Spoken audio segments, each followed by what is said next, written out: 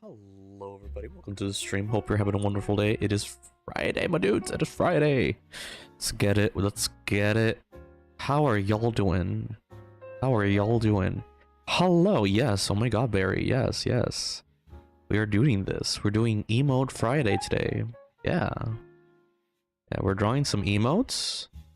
You know what? I should have done Blender first and then iPad, but I don't know. If I turn on Blender today, it'll crash the stream, but oh well. Let's do this. What the fuck is that? Okay, this is the sleigh one, or at least the concept of it. You know, I have concepts of this plan right here. I have concepts of it, so I'm experimenting, I'm sketching. But how are y'all doing in this fine Friday day? Exactly. It's legit. It's the legit the emojis. Yeah. How have y'all been? Yeah, so these are like the ones that I have, you know, so far that I've written down in past streams to do. So we're doing a hype one, we're doing a sleigh one. 3D one might wait. Might have to wait. So, because I just realized I can't open Blender during streaming, so yeah. Oh, you're gonna submit this to Twitch or just 7TV? Just 7TV. No, not 3D head. 3 head. What do you mean 3 head? What is 3 head? No, it's gonna be 7TV because I'm not affiliate. So what is that? 3 head. There's 2 head, 5 head, 3 head. I don't get it. There's a few here.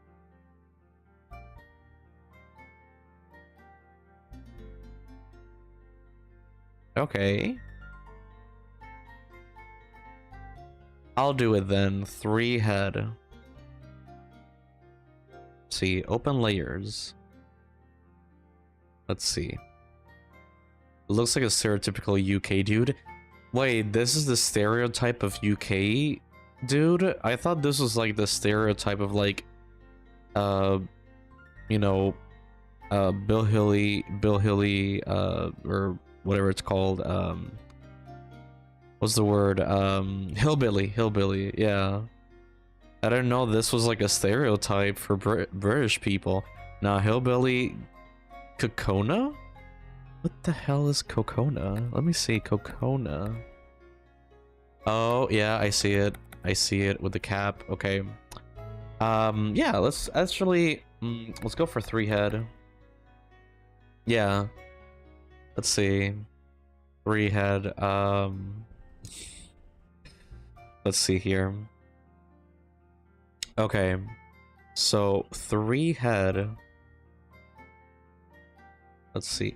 So is it just let's see here. I'm seeing like a 3 head here. It's like one tooth is missing, so like I've been on Twitch for a bit, but I still don't know my lingo.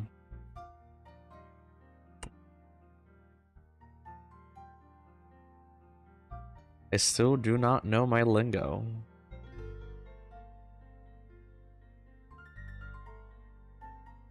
Just make the jaw very big. I'm just like copying from the image that I'm seeing.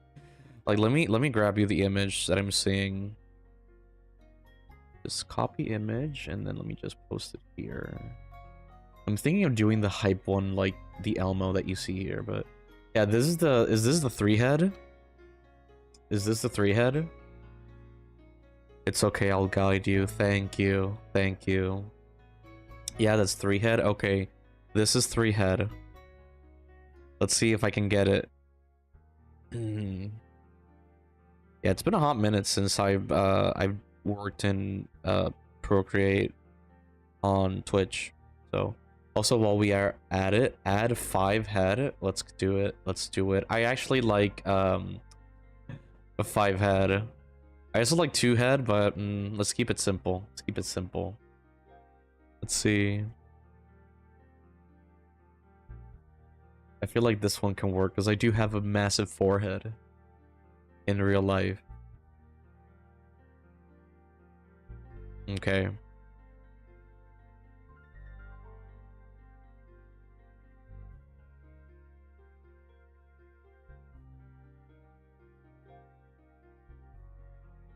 I'm doing the troll face here.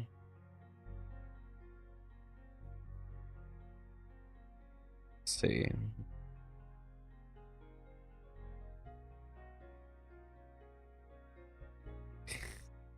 Wait, why are you drawing on iPad? Don't you got a tablet? Okay. Well, the thing is that like I used to have. First of all, I used to have Photoshop, and it was the college Photoshop, and since I already left the college and it's been like a year, they cut our license for Photoshop. And so with Photoshop, there's also the whole AI thing. So I'm not gonna buy Photoshop. Plus, I've always used Procreate more.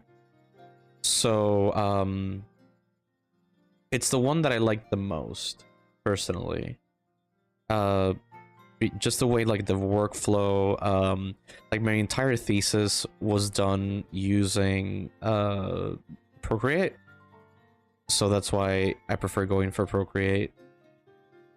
Plus, it's not a subscription, so that's the thing that I like the most. Let's see.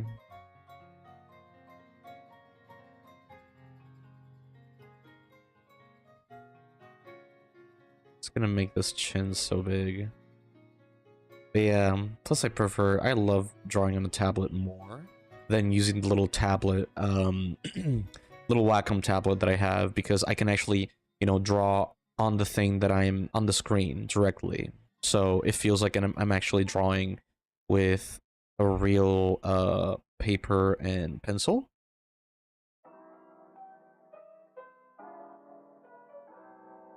You know, I might just like point the chin here just to make it more accurate.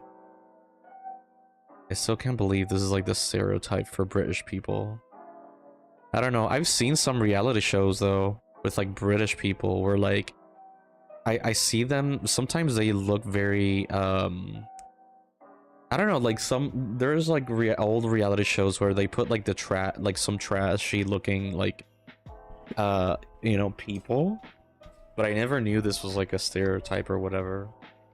I've never used Procreate. Seems like a great drawing software. It really is. Like, okay, so like the biggest go-tos are Procreate and Clip Studio.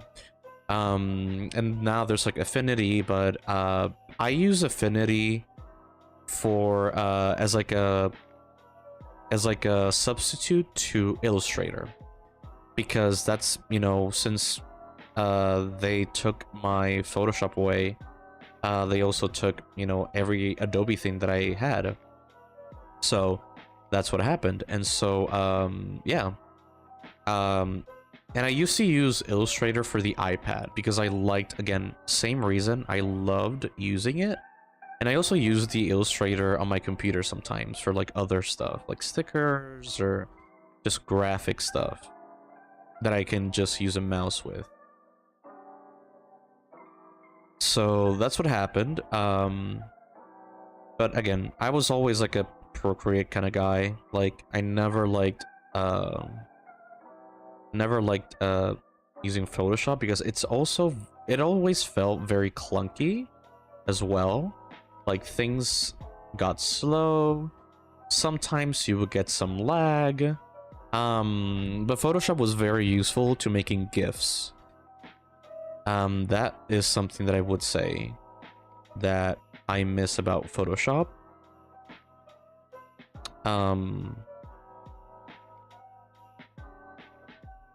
But yeah.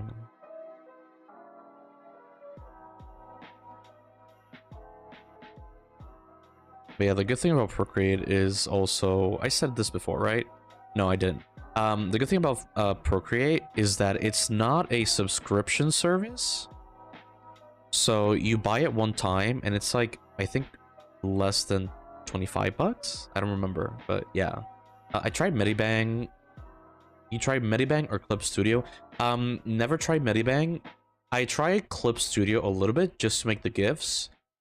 Not the biggest fan. Um, you know, maybe I just need to like, you know, work a little bit more with Clip Studio. I just know that like actually making GIFs I couldn't do it. I couldn't do it. But maybe for like, because I've seen some of Clip Studio's like tools, and there's some amazing tools, and there's also like a 3D model library where you can use it to pose a character and do like a character pose. Because originally Clip Studio was not named Clip Studio. I don't remember the original name, but it used to be another name, and it was the original tool for anime artists in Japan, both manga and also what's the other one? Manga and anime. And so yeah, and then it got like super popular, and now it's like, you know, now it's called Clip Studio, and everybody and their grandma knows who Clip Studio is. So, but yeah, maybe I just need to learn the thing to actually use it. Me personally, I'm a Procreate diehard, especially now with the whole like, oh, they're like not in favor of AI. And they're always trying to innovate and try new things, like literally in Procreate, and this is not sponsored by the way, but literally in Procreate, you can also import an OBJ, and I don't remember which other file format, but I know you can import OBJs that have a texture map, and you can actually paint 3D models in Procreate, and you can, you know, you can change between the actual 3D model and the actual like texture image, you know, so you can flip between them both, and you can even do some lighting. So like, heck, you can even go and do like, you know, you can do like a Nomad. I don't know if they updated Nomad to have the file formats for Procreate, but basically, yeah, you can just make something in Nomad, sculpt in the iPad, and then import it to Procreate, and you know, you can have everything in the iPad.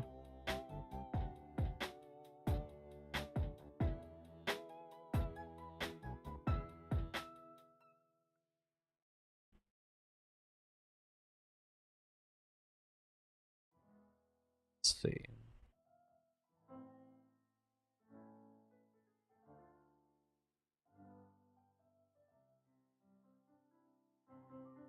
But yeah, I love Procreate. Like I've done so many things for Procreate, like just, you know, I do all my stream stuff in Procreate, like seriously. I've used Ibis Paint since forever. Everything else seems so intimidating to learn. The thing with Procreate though is that, first of all, you do need an iPad. That's the biggest thing. Like that's, I feel like the thing that makes it makes Procreate expensive but not expensive, you know, because you do need an actual iPad to work it, to use it, because it's exclusive to the iPad. But if you have an iPhone, you can get Procreate Pocket. It has the same tools, though, you know, are you willing to actually draw in the iPad? I mean, on your phone. So I've done it. Not my favorite thing in the world, but you know, hey, it's possible. But I would say, yeah, like if you can afford it, or if you already have an iPad, then go for it. And I've done everything. I've done texture painting here. Like, let me show you. Here we go. So this was for the, you know, the spring trap. So I did like the texture painting for the wall, and like the arcade machine. So, and really you can do so many things with it. Can you connect iPad to drawing tablet with screen? Wait, what do you mean? Can you connect iPad to drawing tablet with screen? Oh, with iPhone? Wait, can you connect iPhone to drawing tablet with screen? What do you mean? Are you saying like using the Wacom tablet and connect it to the iPhone? Or what do you mean? Are you saying like connecting the phone to the screen to use for drawing?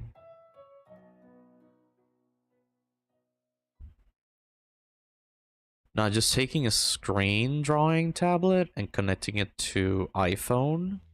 Oh, so you can use the iPhone as a screen, as a second screen? There's probably some finagling that you can do. But if you have like a screen, like you could probably, but I doubt it. Probably with Androids or something like that, because I feel like if you're trying to do something like that, I feel like it's gonna be very hard with iPhone, because iPhone is very, very like strict and exclusive. They tried to like, you know, loosen up a little bit because of the lawsuits and stuff, but I still don't think so. Like you would have to look for like a specific app to do that though.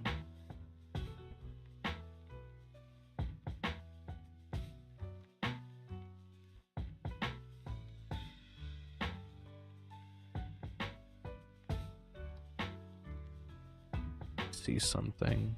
I think Xpen does it. Xpen, maybe. Yeah, I haven't heard of Xpen, but there's ways, like, you know, but I would say like, yeah, try anything, like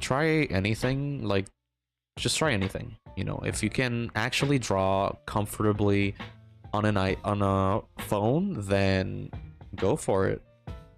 Go for it, and then you can make commissions, and then eventually you can actually buy an actual tablet. So you know, possibilities I would say are pretty endless. It all takes a little bit of work to actually you know, be able to get what you want.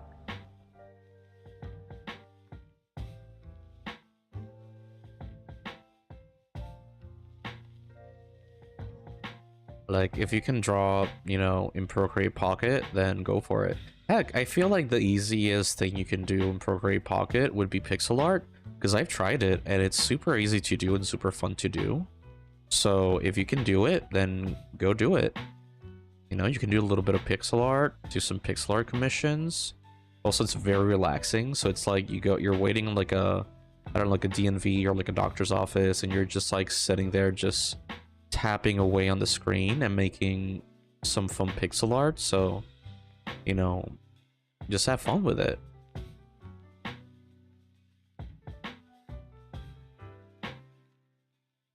Yo, absolute, we're doing emotes. I'm doing 3 head. It wasn't 3D head, it was 3 head. I don't know, what do y'all think? What do y'all think? Hashtag number head? Yeah. 3D head. Yeah, no, I thought it was 3D head. Yeah.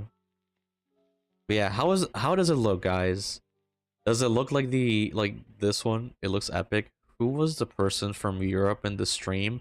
It was Aku. So if you see like a Waddle Doo with a white eye, that's Aku. He'll pop up eventually, probably. Okay, so I have the sketch for this. Oh wait, I do almost forgot the eyes. I don't know about the eyes.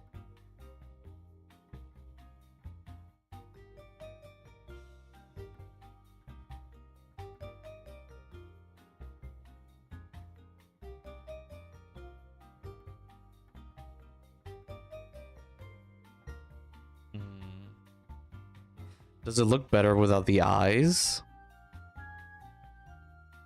I don't know. Like, there's nothing there. I feel like the eyes just give it a little bit more. Not too empty, yeah. Just trying to see if I should go with the original eye, but I don't know. Or like do a similar eye to the original photo. Because that's what I did with the other ones. I just took the original image and just put it there. Do the Naruto eye. Naruto eye. Which Naruto eye? Let's see. Like which one? Naruto. The Shargian. Oh my god, wait.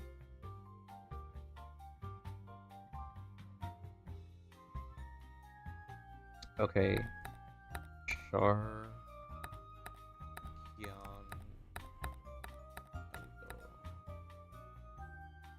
Oh, maybe. Let's see the what's the significance of each one. Let's see. Oh wait, it's like, oh, it's like a faction or something. Don't make it the final product. This is just for goofs. Yeah. Let's actually do it. Let's actually do it. We just select these.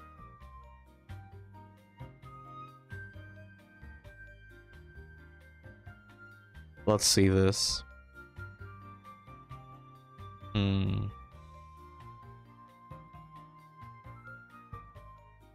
Okay. Let's grab it.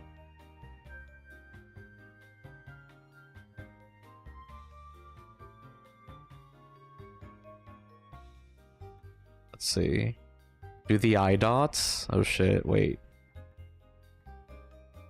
Let's do the Naruto eye first, cause I want to see how it looks.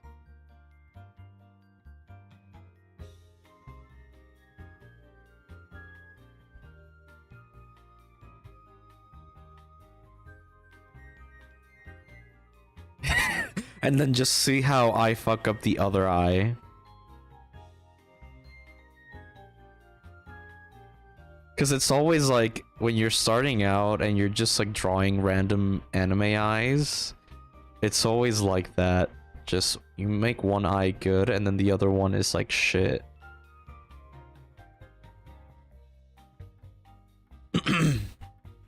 My god. Wow. It looks so pretty. Okay. It's actually... should have done this in another layer. But yeah, there's my face with Naruto eyes. Let me just erase this one. Yeah, there we go. It goes in the same direction. Oh, well, I'll leave the wrong way there. It's funnier that way. Let's do the dotted eyes that you mentioned.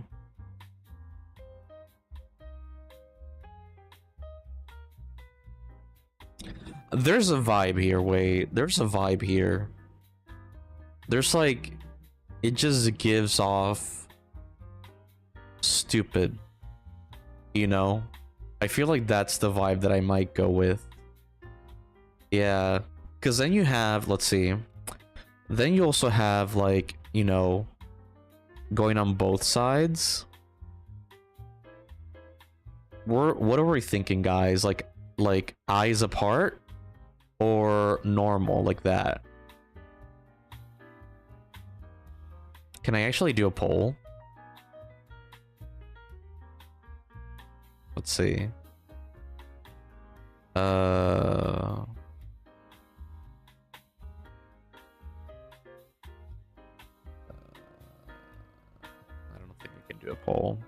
time.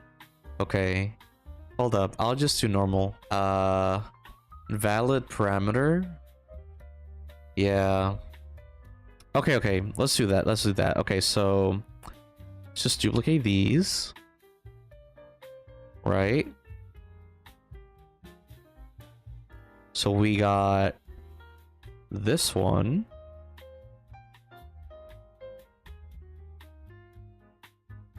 And then we got this one.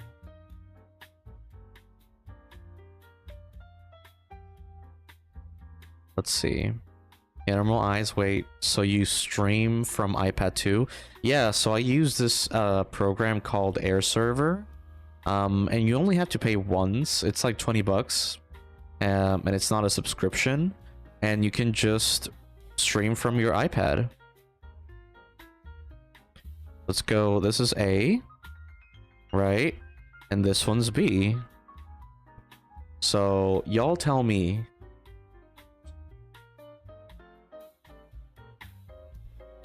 I got one for normal eyes, which is A.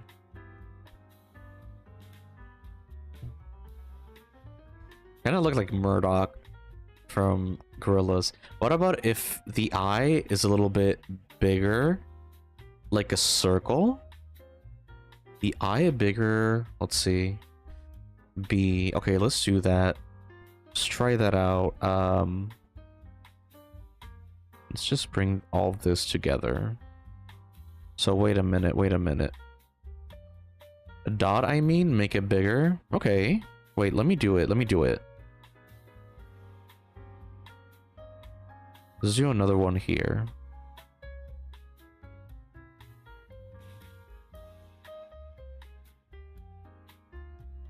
Okay.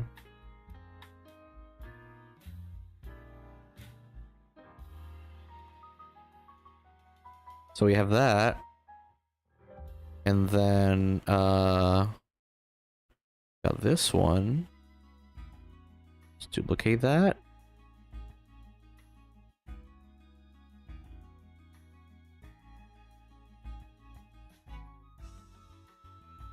And then let me just quickly, before y'all vote, let me change them up a little bit. So this one's gonna be B. This one's gonna be C. This one's gonna be D. Okay. Let's start. Let me put it here. Let me start the vote right there. This is like my draconian poll right here. I just click vote. I just type in vote, and then from there on, everything under vote is what I'm counting. So we got one for C, one for B. Okay, this is getting intense. Let's see. By the way, my vote counts for like 100. That's what my professor used to say.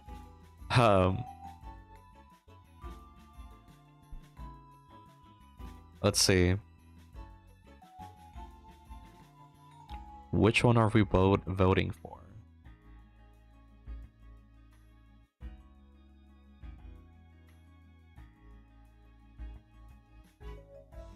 Coin flip? Okay, let's do a coin flip. So far we have... Wait, is there a way to do a command? Okay, heads B, tails A, fair. Okay, so we have 2 B's and 1 C. Do we still do the coin flip, or should we just go for B? I feel like, yeah, because there's not a lot of others. A B? Okay. We're going for B, guys. We're going for B. Let's see. Let's go over here to the original. And we choose, and then we do a coin flip if it ties. Well, okay. Let me see the C one again.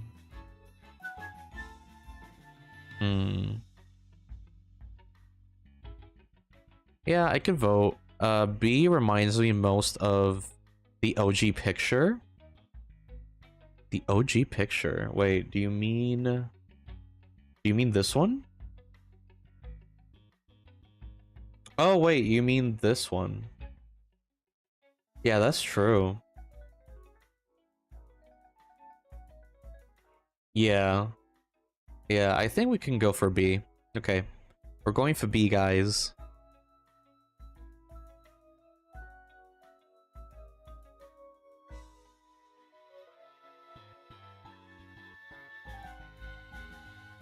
Oh, that's what it was? Yeah, it's 3-head. Oh shoot. This looks like something else. Okay, let's make it big.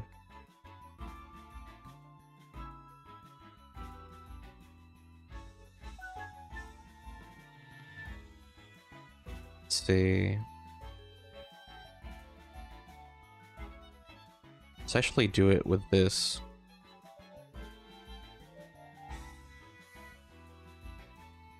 Okay. Let's see. Okay. I like it. Yeah. And we can like chisel the... Nah, let's not put a lot of detail though, because it really is just an emote. And the more detail you give it, the more confusing it is. So, okay, we got that sketch done. So, let's do... So what I want to do is I want to do all the concepting sketches, you know, down. And then, let me see the other one. Yeah, no, I like this one better. I want to do like the concepting sketches first, and then go for the render. So we got 3 head, and it's funny that it's like layer 3. Okay, so we got 3 head. Just gonna delete these. Just to make space. I want to do the sleigh one now. Let's do the sleigh one. So I don't want to do this one. This one looks too centered. Good game plan. Yeah. I really love like the emotion and the intensity of this one with the eyes closed. It's like she's really feeling it, you know? So let's do it.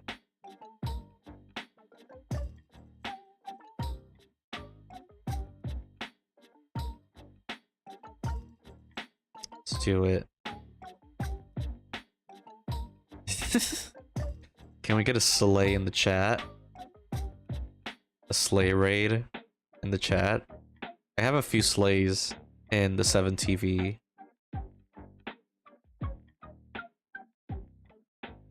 One thing I do have though, let me see.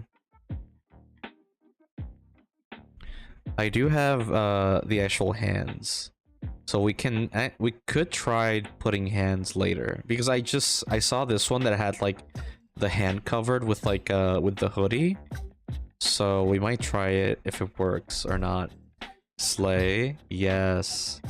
Let's put in some sleigh for those that have the 7TV. Here we go. Sleigh emotes, yay! Let's see.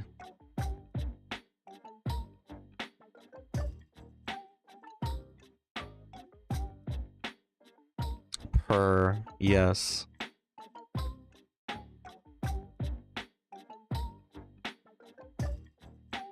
Let's see this.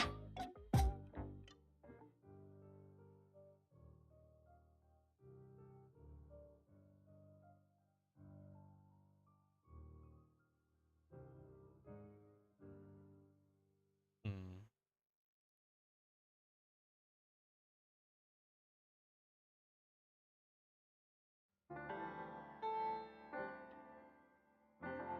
That's on that's on period. Yes. We are slaying.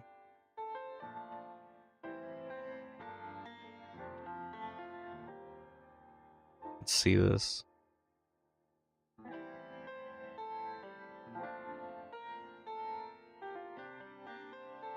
Hmm.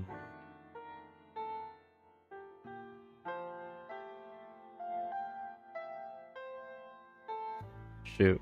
Okay. Okay, I gotta go. The stars are calling me. Night Absolute, thank you for coming to the stream. Wop. Yes, let's wop. Wop wop.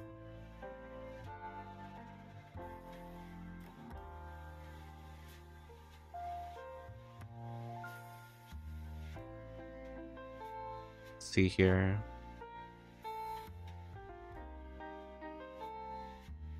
Then we can just like bring in the glasses.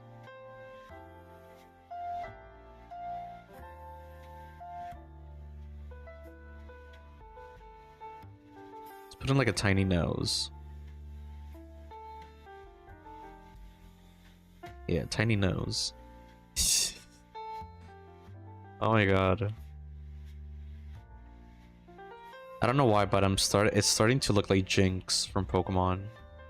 Hands covered with hoodie sleeves remind me of a white girl autumn season. Yes. We can do white girl Jomar. White girl Jomar with the pumpkin spice. You know? And I gotta include the ears, because, you know, we gotta put the hoops. Gotta put the hoops, right? So, like, let's see. No, they're too big. Just put them like this.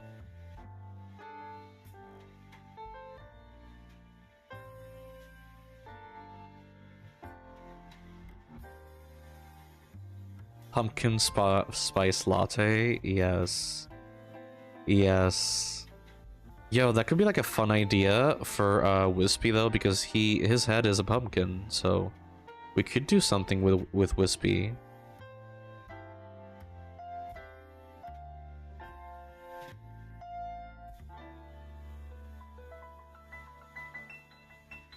Let's see.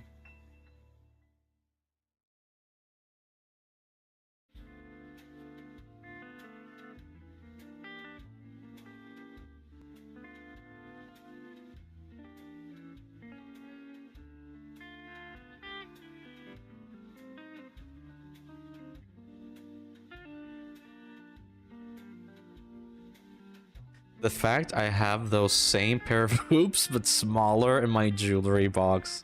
Yes. Yes, I know what you have in your jewelry box. Be scared, because I will draw myself with them.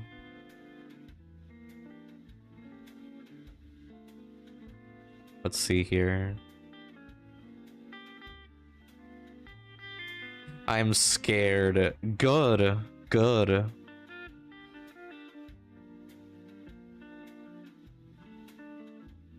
As you should.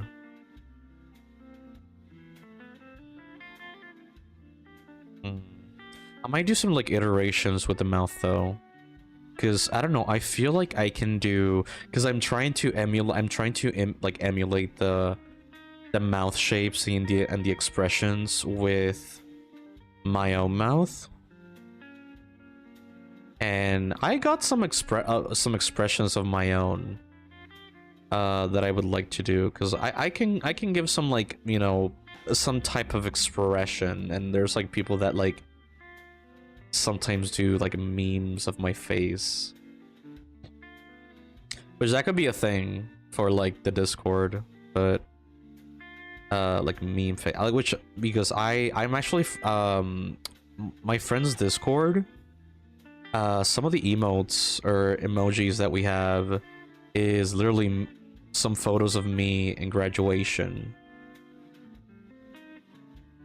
So apparently I have like a very memey face.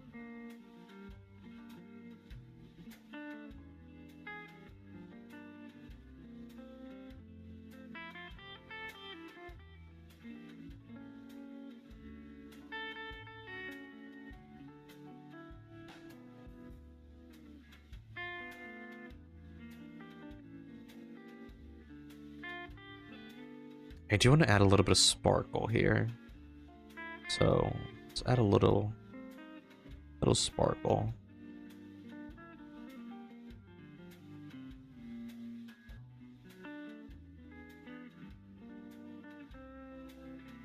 And the lips should go in front of the glasses. I love this.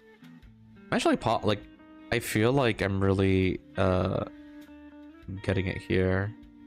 Yo, has anybody seen that meme of the dolphins and then there's like this song of like what's it called?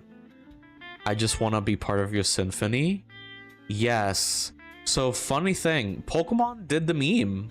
They literally made a whole illustration of the new dolphin Pokemon. And they posted on their TikTok and they put it with the song, and it's all like the dolphin Pokemon and its evolution with like rainbows everywhere. Like Pokemon really popping off with it. They're really trying to distract us from the lawsuit. But no, I love it actually.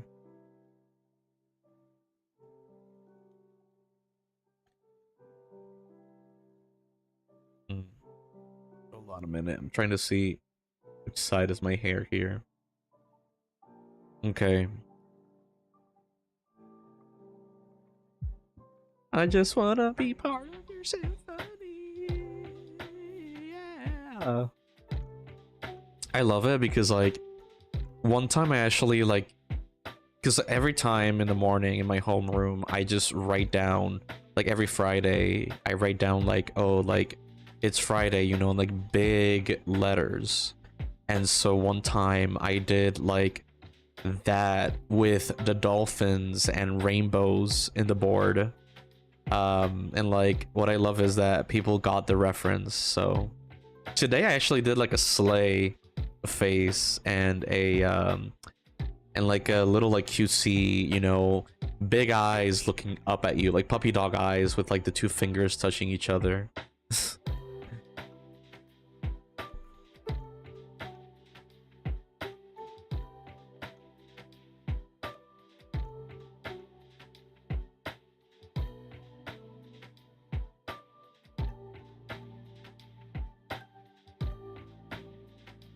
That, yes, yes.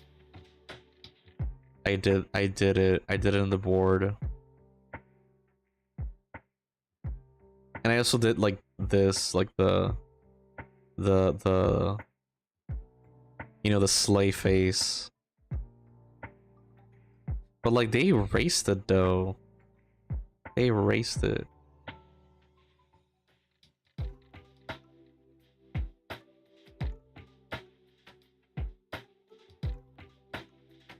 No, yeah.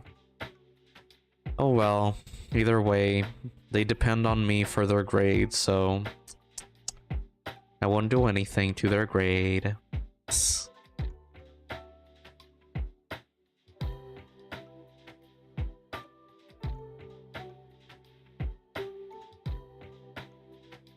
Okay.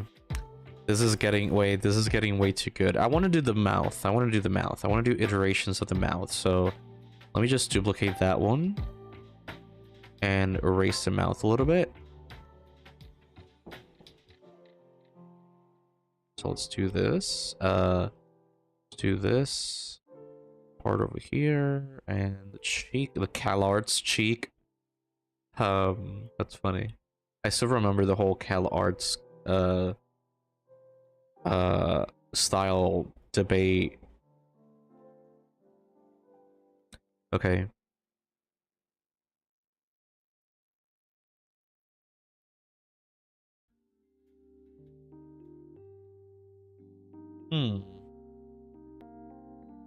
This one's a vibe.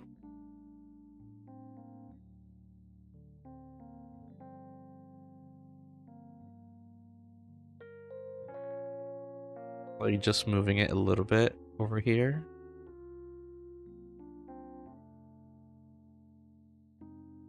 That one's so cute, yeah. Alright, I did that one on the fly. Okay, we have that one.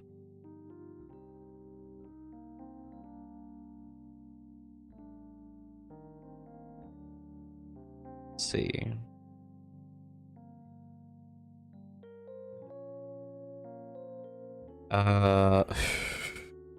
BRB. Yeah. Let's see. Then we can just... Yeah, this one's like a little bit big. This one I don't know. So far, I'm liking this one. Yo, this one, but like with a little bit of gloss. There. Okay, let's see. I really like this one though. Lip gloss, yes. Okay. Let's see another one. Let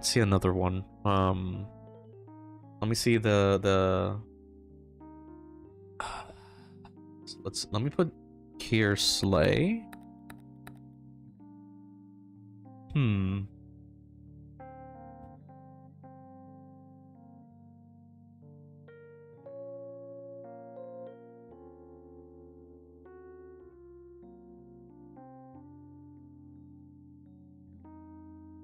Putting it like very, very low.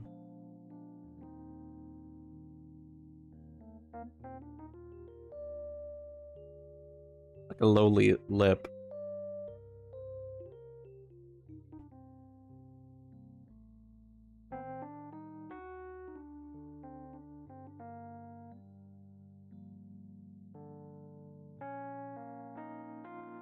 Yo, let me change the music here just to like shut up.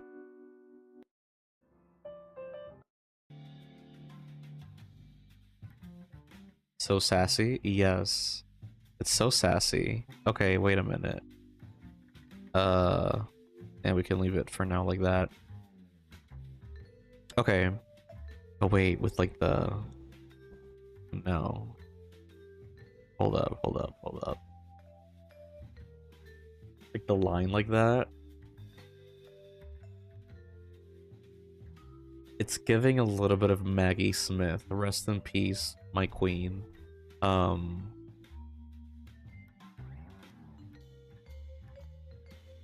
Let's see.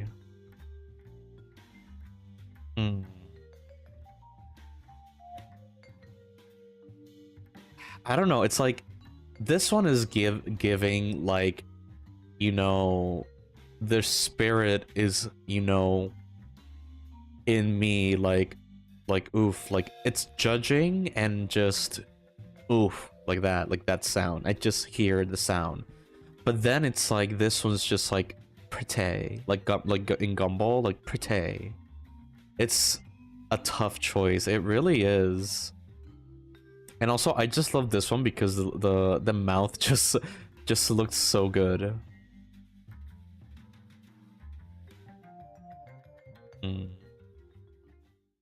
It's so hard. Well, I feel like for clarity's sake, though, I feel like this one could look better from afar. Yeah, it also all depends on like the colors as well. Yeah, I think we might go with this one. With this one though. Okay, let's go for that one. Yeah, because at the end of the day, it's all about clarity.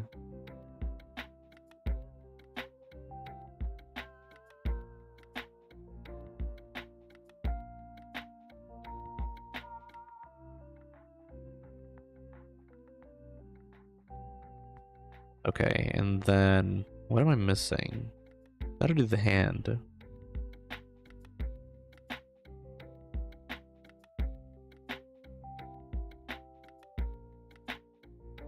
Let's do the hoop like this. The hoop.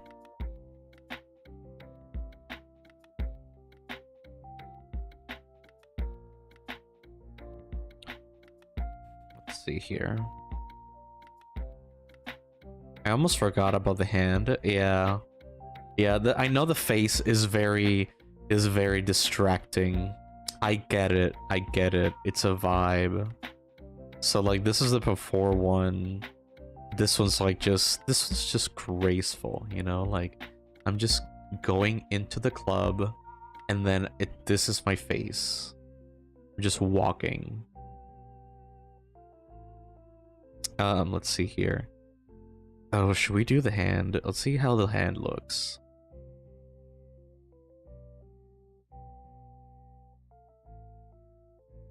Let's see, let's flip it.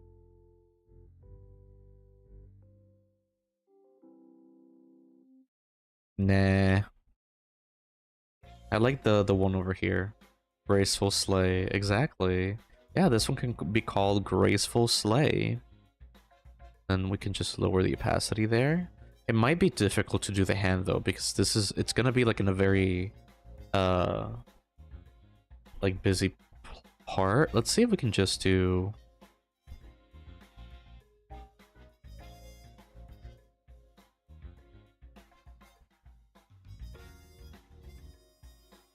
let's see.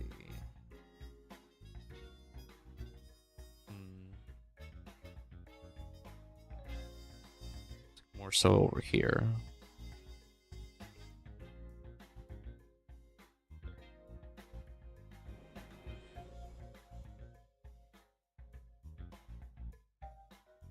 Oh, that's anatomically impossible.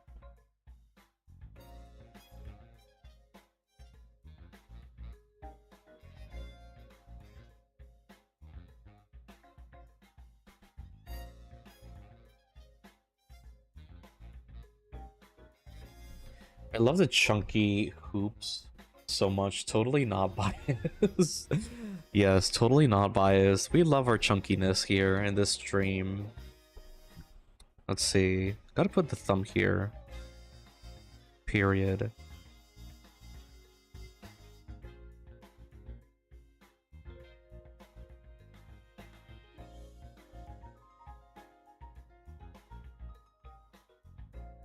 I want to do these nails like super long.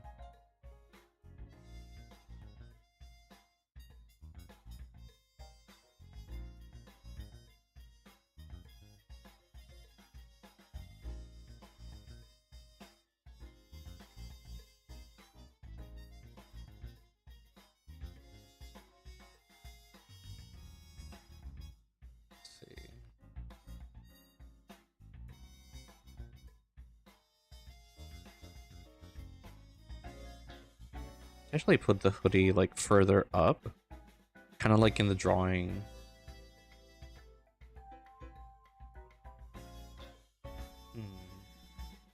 I should get the, let's see. Let me see this one. Okay. Let's try another hand. I was gonna try different hands just to see what works and what doesn't. Because a big problem that I'm seeing with this is just clarity. So that's like the big thing about emotes, is just trying to get that like nice clarity, because these are going to be like super tiny. So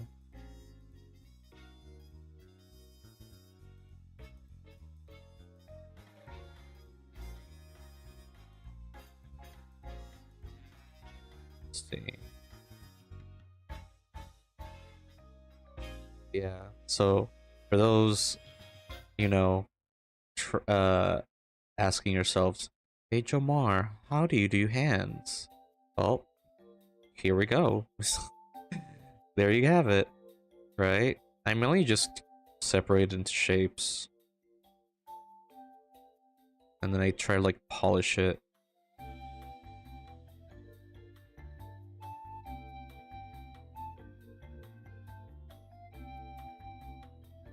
Let's see.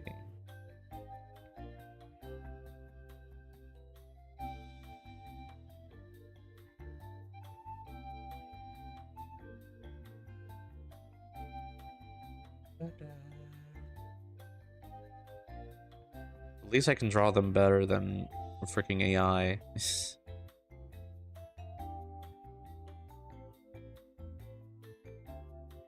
Oh, you know what? We can just put it over here.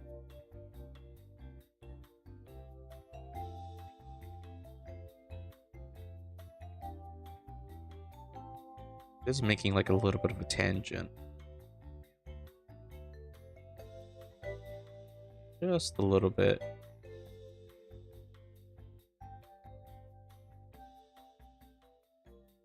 Damn, I love this type of music. The hand looks great. Thank you. I try.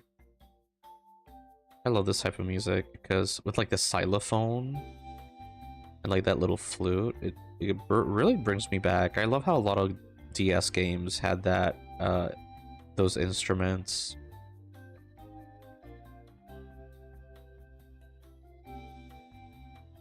Let's see.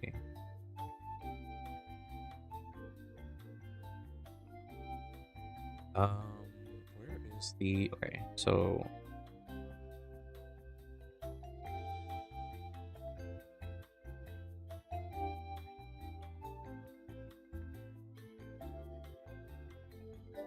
there we go.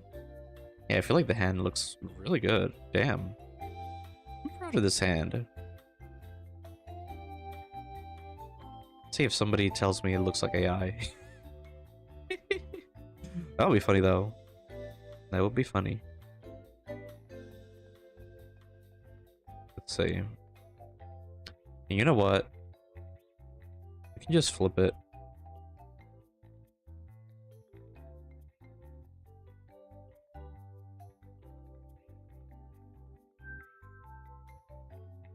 Right? Just flipping it. Let me duplicate this thing over here. Just duplicating it. And then just erasing everything here. We can clearly see the hands. And we can just erase around the hand so it pops out more. This is such a fun thing to do. Just chilling and doing emotes. Glorious, thank you. Thank you.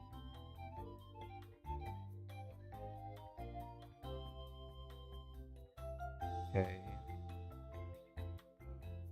It's serving. It's cooking. Very demure. Very... No, I think this would be like the opposite of demure. This would be very brat.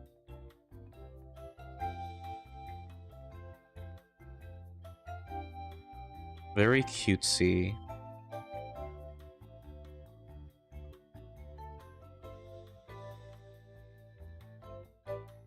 Okay. What do we think, guys? Should we go for like both hands or should we just go for one?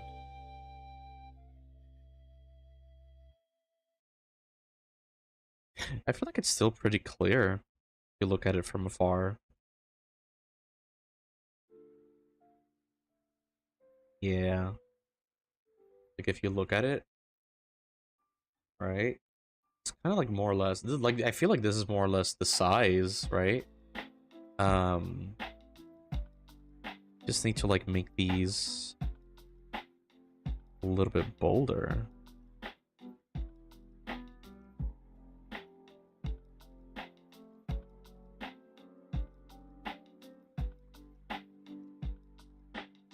That's a hard to choose. I like both versions. Yeah. I like both versions too. I'll keep both. Yeah. Yeah, I'll keep both. So like we have this here and then we can just oop, like that.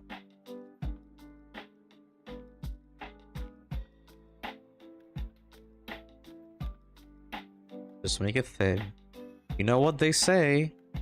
Thick lines on the outside, thin lines on the inside. I stole that from a YouTuber.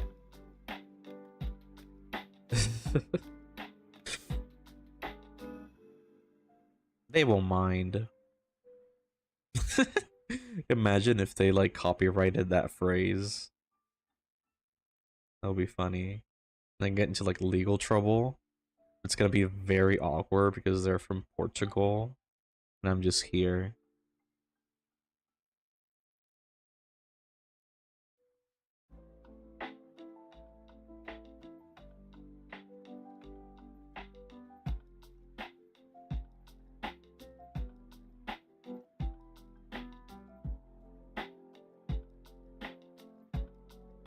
It always looks great too. Yeah, oh my god, yeah.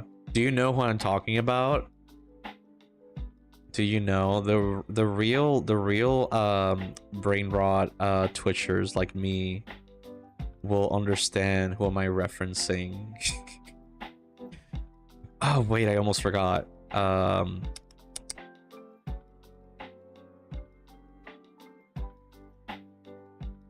Almost forgot my severed finger. No, gotta keep it cutesy and demure. And Frankenstein-y. Sounds familiar, but I can't remember exactly. It's their, let's see their name. Oh my god, yeah. Yeah, you know I had to add the finger. Shoot. Oh. Let's see. Oh, wait, what is this? TikTok high school guys are in trouble. As they should. Let's see. Shoot. Mari, it's Mari. Mari, draws. And not Mary. Let's see. It's with an I. Mari. Drawing. Stream.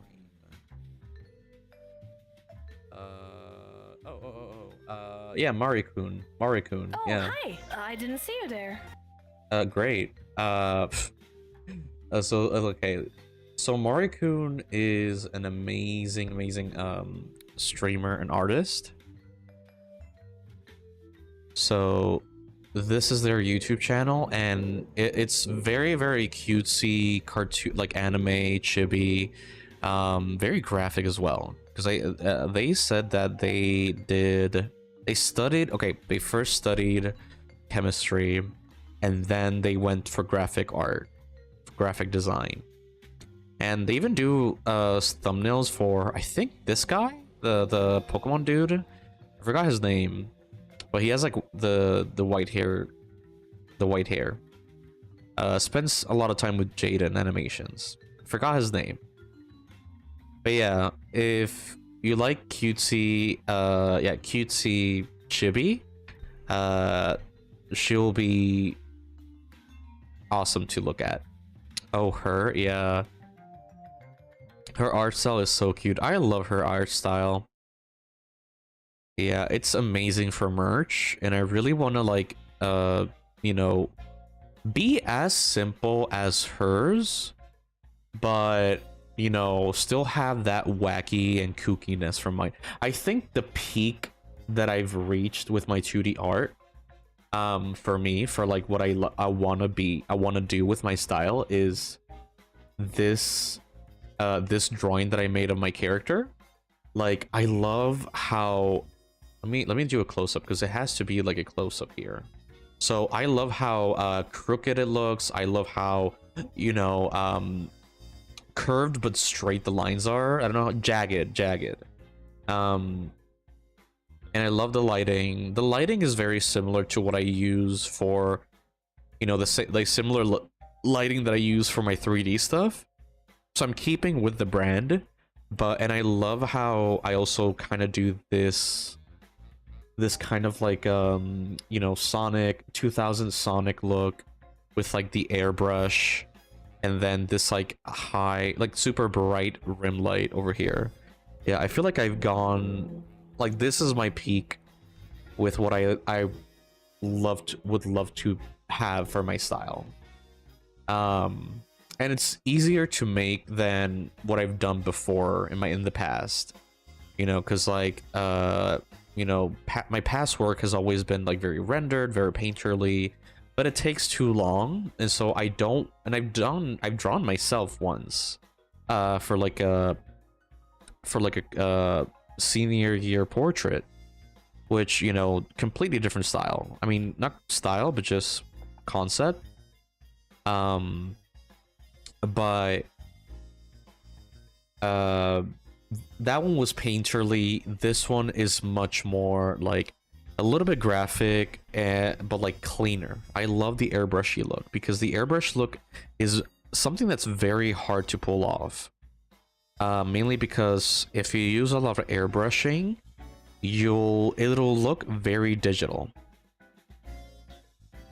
So, but the trick to it that I found out is that you have to play around with what is hard edges and smooth edges, and I feel like that'll make it look better. I try doing cute cartoony art, but it's hard for me. Okay, if you're trying to look, you know, first of all, like, style is not really something that you have to, like, you know, go after 100% of the time. Style would just occur to you automatically. But if you're trying to really look for, you know, a form of branding and like a style in a way, or just experiment with it, you know, look at artists that you like. Not only new artists, because the problem with looking for new artists as inspiration for your style or for your work is that there's gonna be so many other people that are just gonna be like doing the same stuff, studying from the same person. And so what you want to do is maybe look at older artists and painters, because not everybody goes for old artists for like their reference or their inspiration.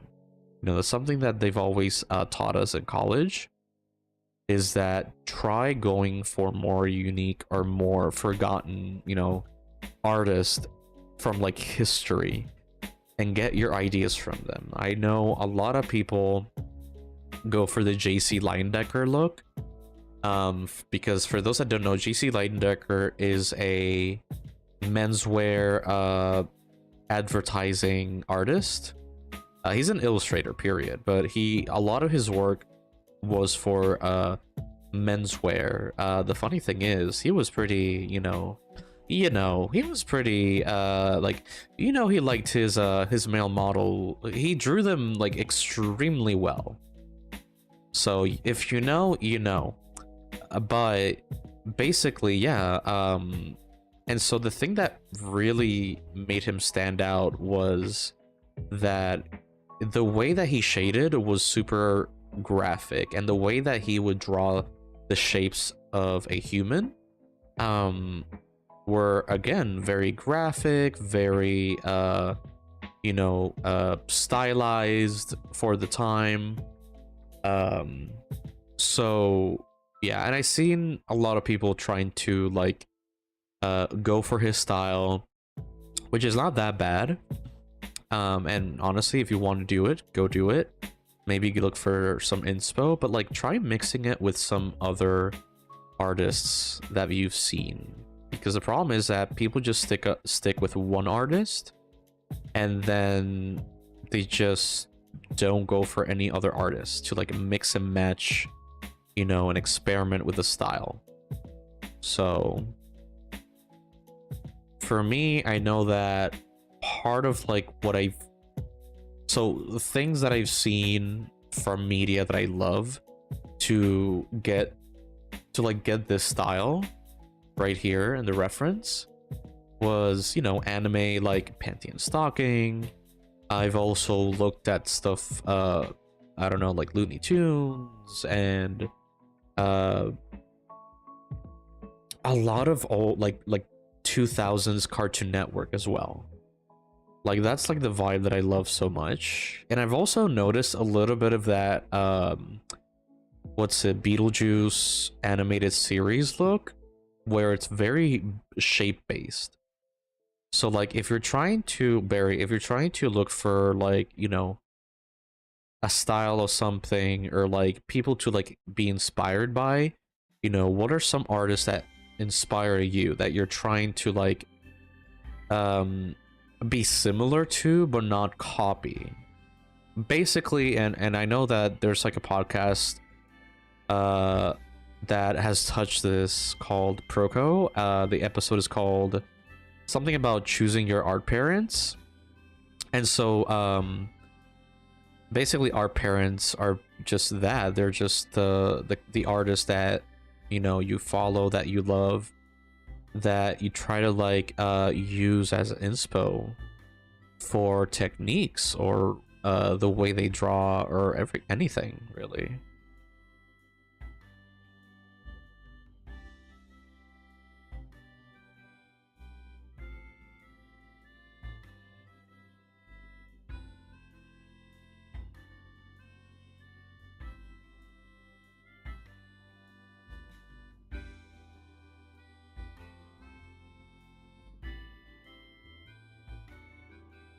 Okay. I think we're pretty good with this.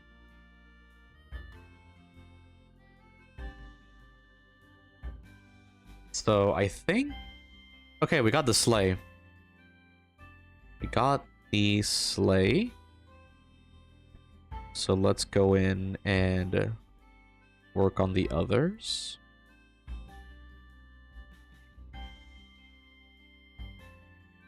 Okay. Let's just put this as finished sketches. Okay. We got that. There we go. Thank you for the tips, King. Also, the slate emote is so good. Thank you. Thank you. I love it. I love it. Like, rendering this is gonna be so cool. I love it. Okay. So, we said that we were gonna do the 5 head. So, let's do the 5 head. But yeah, like, try looking for people to inspire you, you know, because yeah, but do watch out for what a lot of other people, you know, tend to look for, you know, because I remember when I was in college, everybody wanted to go for the League of Legends style. Not everybody, but like a big chunk of people wanted to go for the League of Legends style because everybody at the time loved League of Legends and wanted to basically emulate the style, probably in order to like get a job over there, you know. But for me, it's like a lot of it I am actually like kind of taking a lot of inspo from games like Nintendo, for example, because eventually that's where I also want to like work before. So but at the same time trying to like push it and trying to look for my own thing, you know. But yeah, because like you can be like a jack of all trades, but at the end of the day, people are gonna look for your stuff, for your speciality, for your specialty. So if your specialty is realism, then that's what people are gonna look for you for. If your specialty is cartoony, then that's what people are gonna look for you for. So yes, you can try different things, but unfortunately, you know, with how things are with humans and companies, you have to like go for like one singular thing, you know, like one singular, like still try out and experiment styles. I think especially now with the whole AI thing, some of the things that I heard somebody say, like a professional artist say, was that each year they kind of like try to experiment and like they always try to experiment each year for like a new style. And so in order for like the algorithm to like not like get their work right,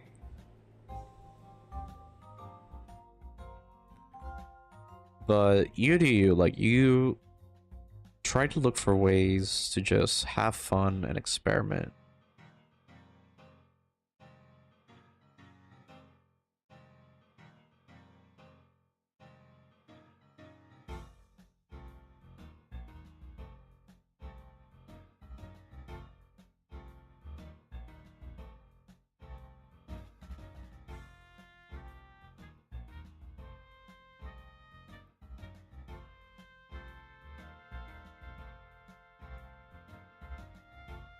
Let's see here.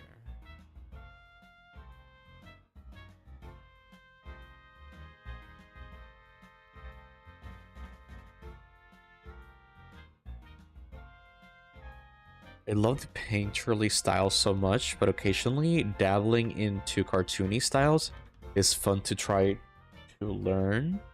Oh yeah, like the thing that I love about cartoony stuff is that it's so shape based And one of the reasons why I've gravitated more with cartoony is because of the how shape based it is.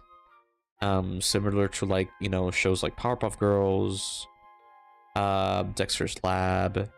The good thing about it is also how easy it is to, like, sketch with the style.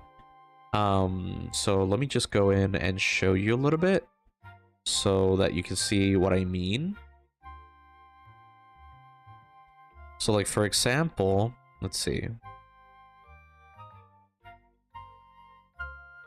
Let me see. I do have some character. Here we go. This is like an old drawing that I made. Right. So, like, right here. Let me put the time lapse for you.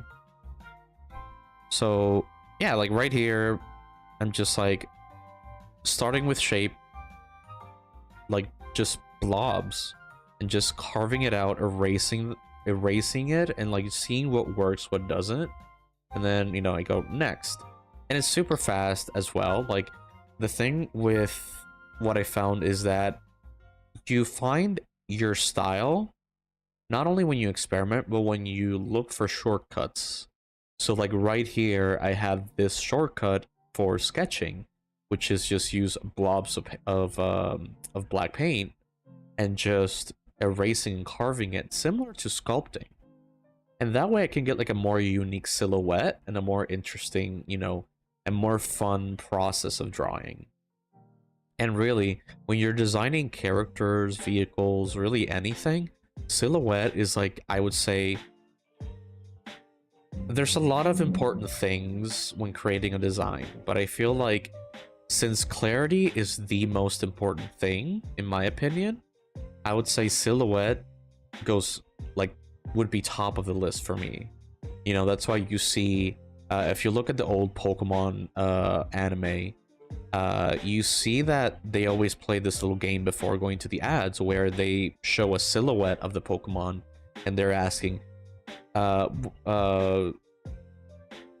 who is that Pokemon, right? And you have to, you have to, like, you know, you have to guess looking at the silhouette. And that's why Pokemon is, there's so many iconic Pokemon designs, specifically in, like, the original ones, because it's that they just have, like, amazing silhouette.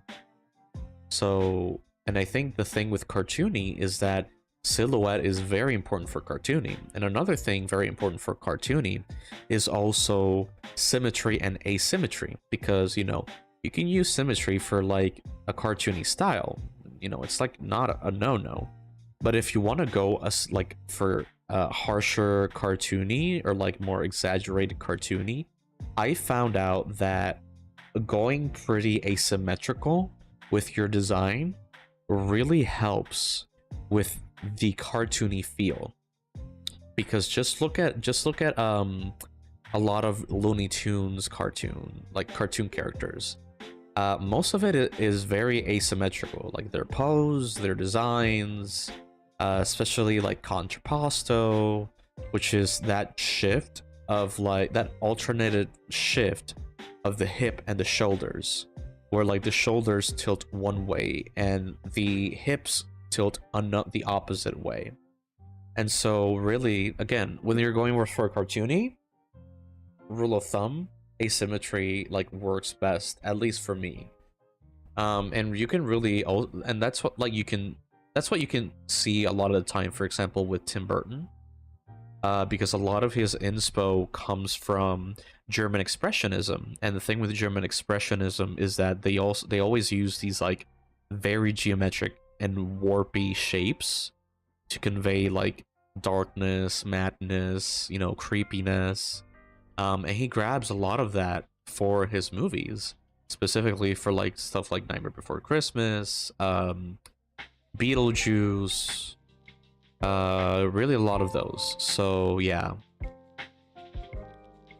And, like, this is the final cook. I ended up going for, like, 2 designs for this because I really loved this whale design. but my main one was gonna be this one. This one was also fun, but it wouldn't be like my main.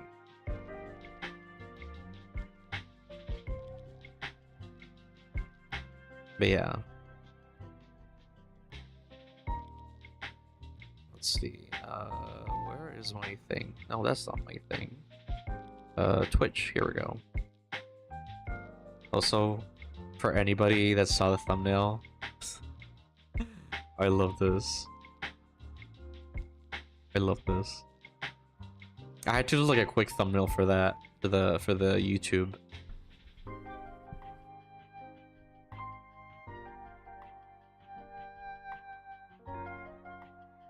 This one looks very Y2K.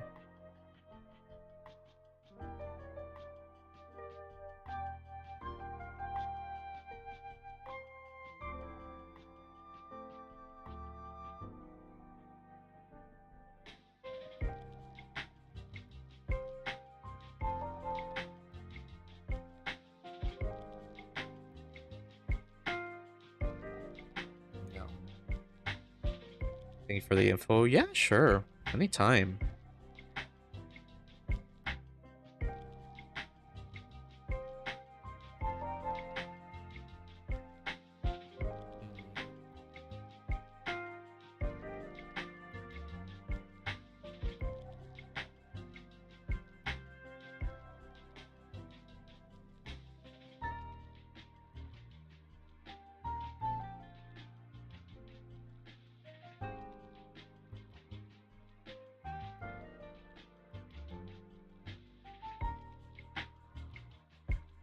I'll figure out the eyes a bit later.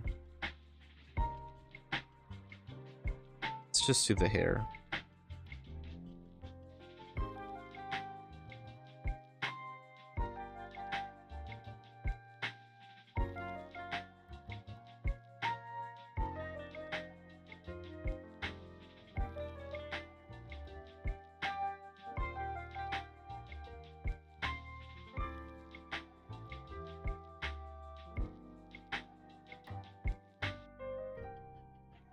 Just make the hair floof like flat like that, like perspective.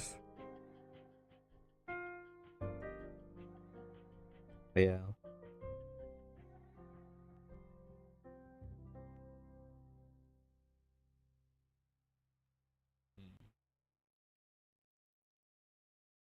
Then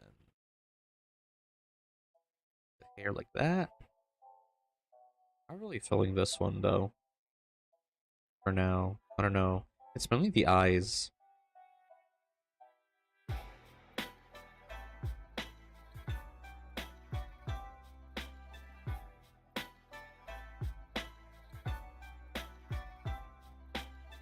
Because, like, at the same time, I really don't want to... Also, because sometimes it's starting to look like something weird. And also, like, sometimes it actually looks cool, and I'm trying to go for, like, funny.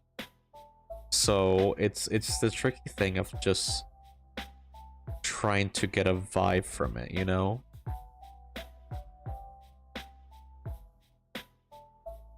Because this one just looks crazy. Let's see. The sketch so far reminds me of that one green alien Zim. You know what? Heck yeah. That actually reminds me, I can do like square. Yeah, just square.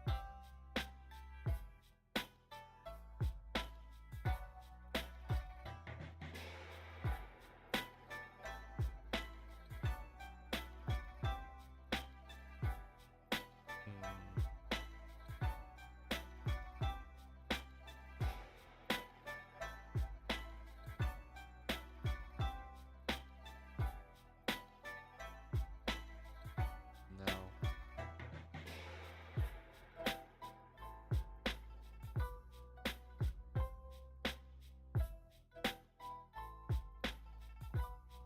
I don't know.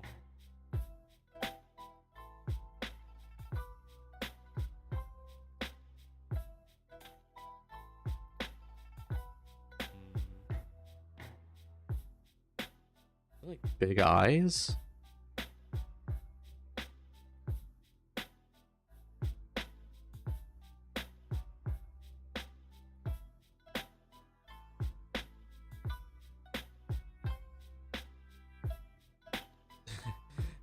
Imagine if I just put like Kermit eyes or something. I don't know.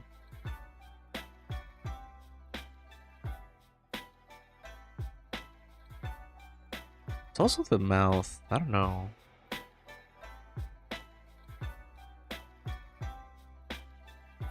me see something.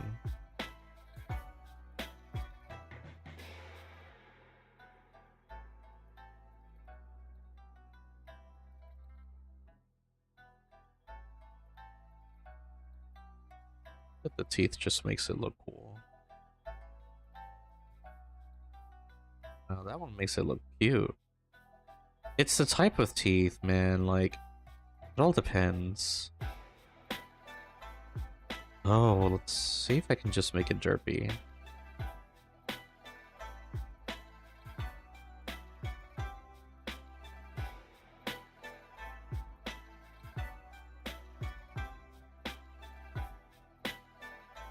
Yeah, no, it's starting to look too much like a Zim character. Is this my Zim Sona?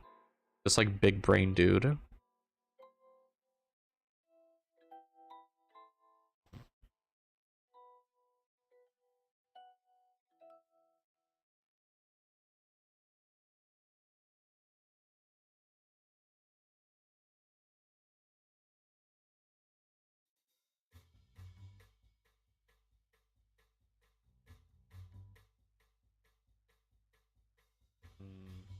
Trying to figure it out.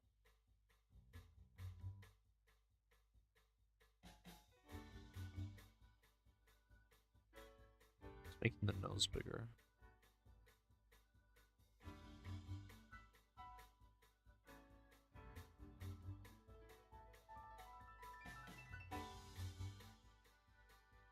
No.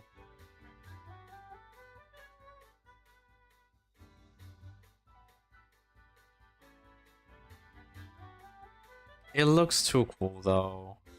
I don't know. It's the eyes. It's the shape of the glasses though. It reminds me of Stitch. It reminds me of uh Invader Zim.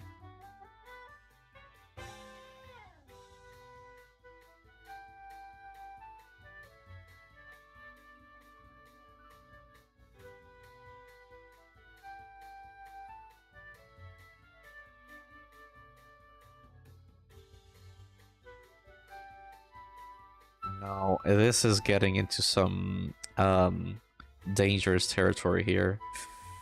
You know, I might just like take a pause on this one just because I don't know, I'm not feeling it. Let me get another take of the glamour. Oh, I just need to bask in like a good one after that one. Okay, let's see.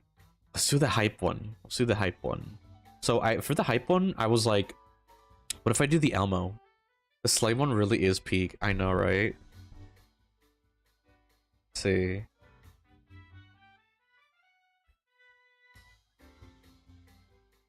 So let me just okay.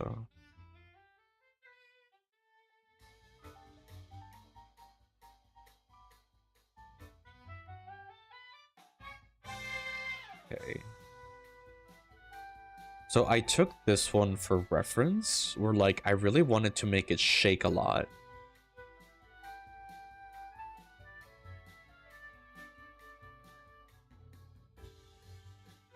Let's see.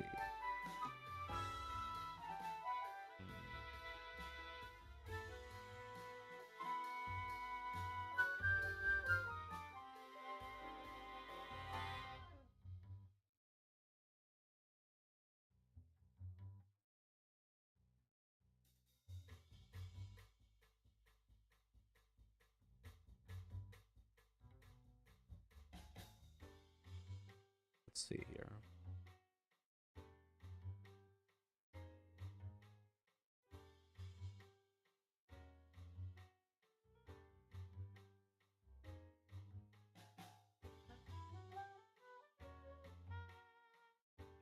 It's gonna make it like very like raunchy here, like just rough.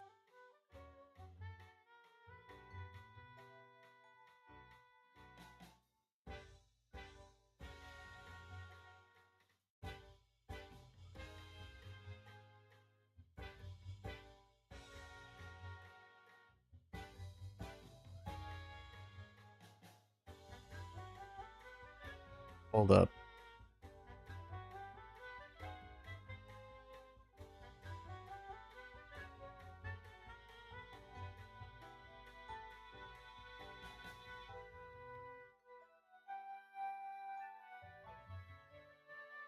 Let's make the glasses like super squished.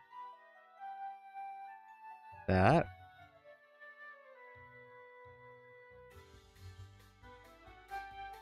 I think we can squish this a little bit more.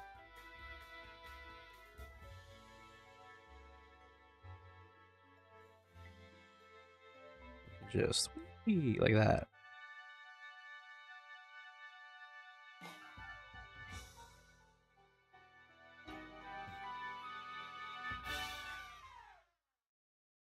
Just grab the mouth here and lower it a little bit. Then make this bigger.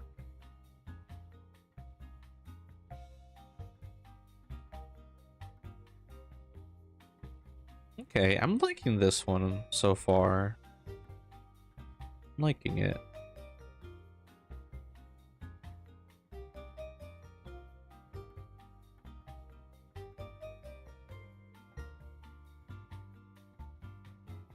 Okay.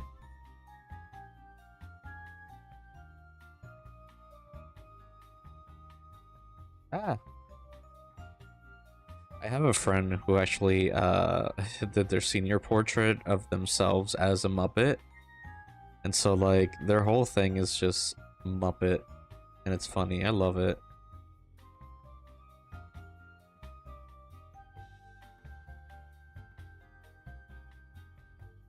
Let's see. Oh, that would be like a fun one to make.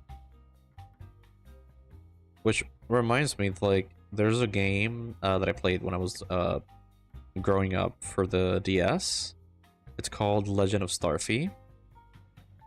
And so I loved the style because it was very anime, but most of all, the characters when there was like a little pop screen in the bottom to like talk to the you know NPCs, you know, you would see a rendered like PNG tuber like you know a character on your screen, and so like they would all be Muppets, so like their mouth would be a Muppet. Right, like their mouth would be a Muppet, and it was so cute. I loved it.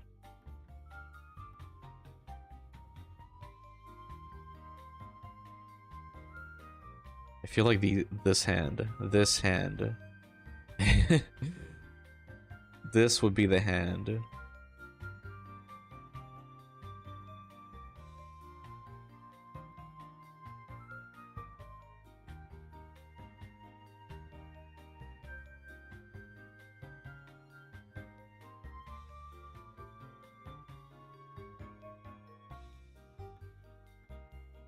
And we can just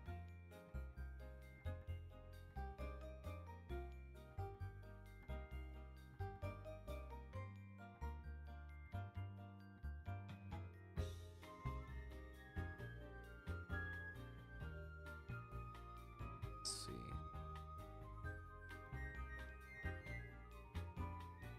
I love Elmo. My favorite character in Sesame Street. He's just so darn cute. The Elmo picture always makes me smile, as well as the one in Fire. I should do this with Fire though, because I feel like a hype train should always include Fire. Always.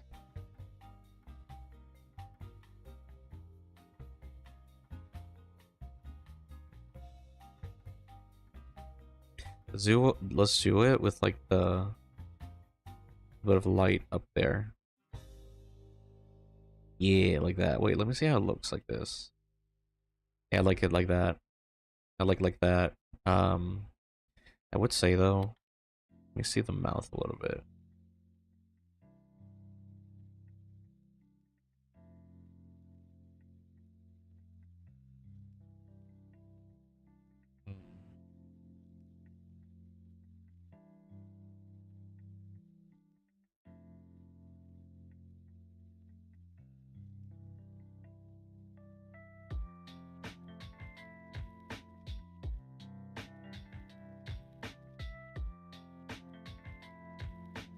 I like it. Yeah. But yeah, what is y'all's favorite character from Sesame Street? I grew up with the Latin America Sesame Street because Discovery Kids, I don't know why, but it was always like the like Latin America.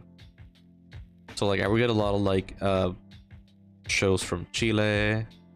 Not really Chile. A lot of it was mostly British, but I had some like you know, shows from Chile, which or like other places from Latin America, which I couldn't really like change the language to English.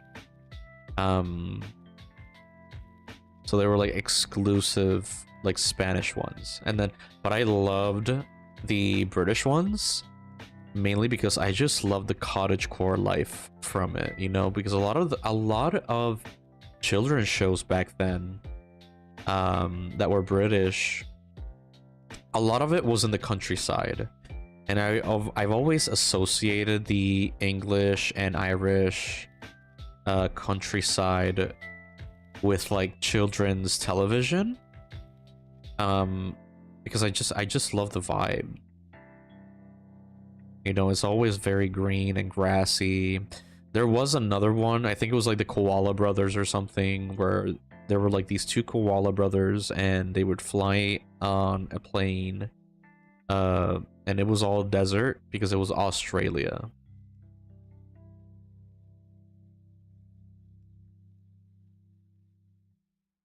What else? Elmo's beef with Rocco is so funny. I love that beef. I love it. Like, he is so real for that. And I love how sassy Elmo has gotten. It's so funny. I love it so much.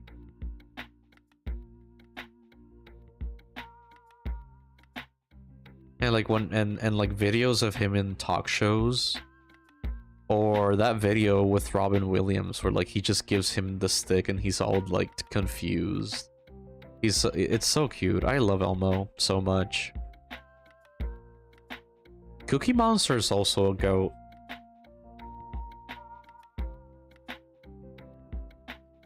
I always remembered in the Latin America version, there was always this blue one, and he was always mad. His name was, I think, Pedro. Yeah, I think it's Pedro. And so he was always grumpy. I think he was like a stand-in for Oscar, but not really at the same time, you know? Like, he was one of the main ones that would be with Elmo. And there was one called Lola. She was like a pink monster with like fuzzy orange hair on the head. And then we had the Latin America version of Big Bird, which was a what's it called? Shoot, what's the word? Cotorra in English. It was like a parrot. It was a parrot or something. And he had like a round beak. Okay, I'm gonna add the fire.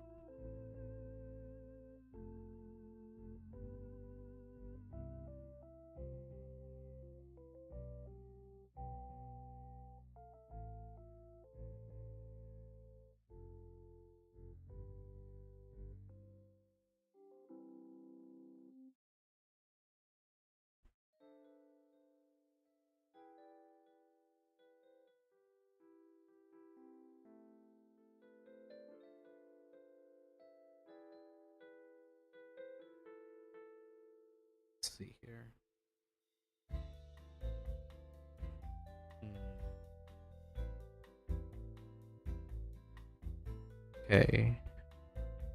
So we got fire. No fire. Fire. I really like the fire. I'll keep it.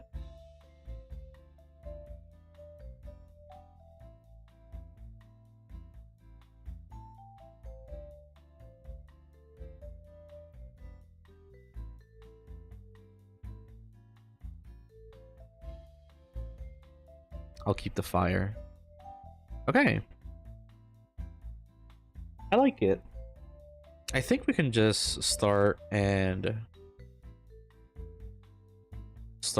these.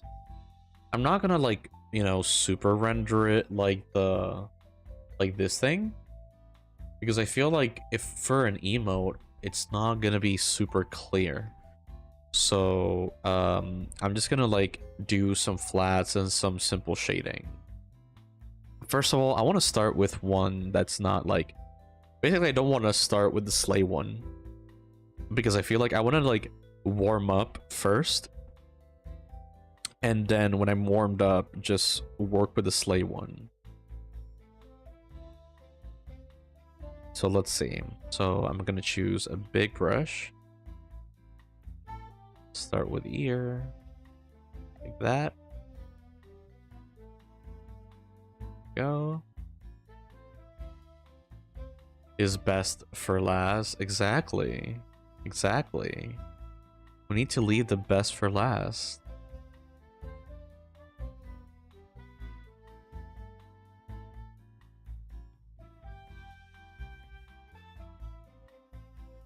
There we go. Kind of looks like the troll face. Also, I do need to like warm up for the Elmo one, because that's another one that I really like.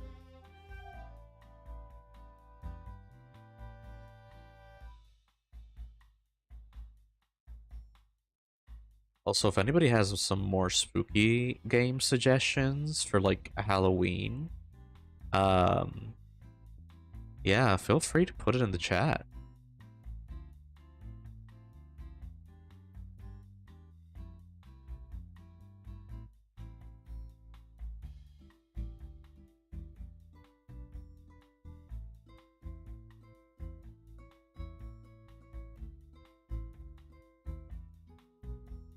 I haven't played Blasphemous in a hot minute. And like I know the second game came out.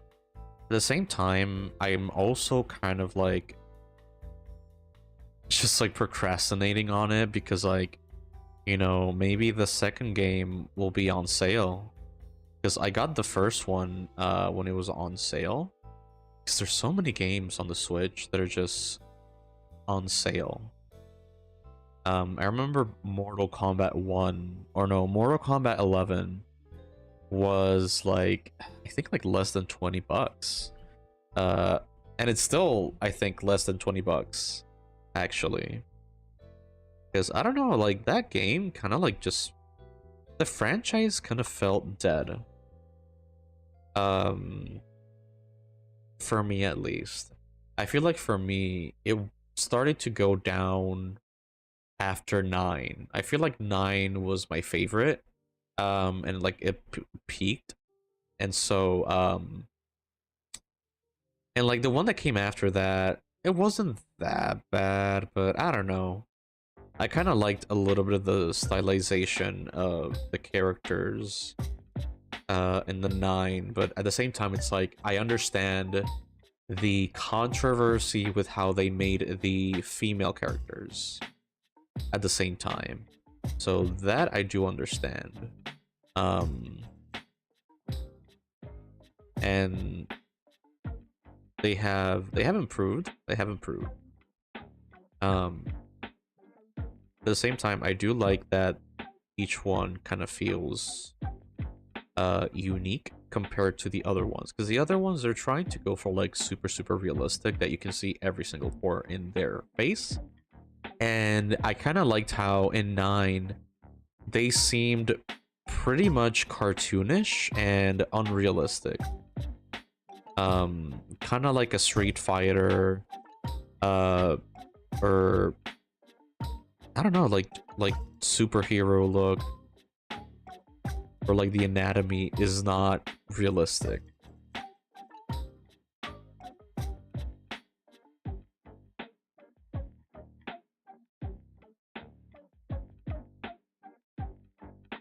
Like, what are y'all's thoughts about Mortal Kombat? Do you like it? Is it meh? Do you think the series has gotten a little bit better?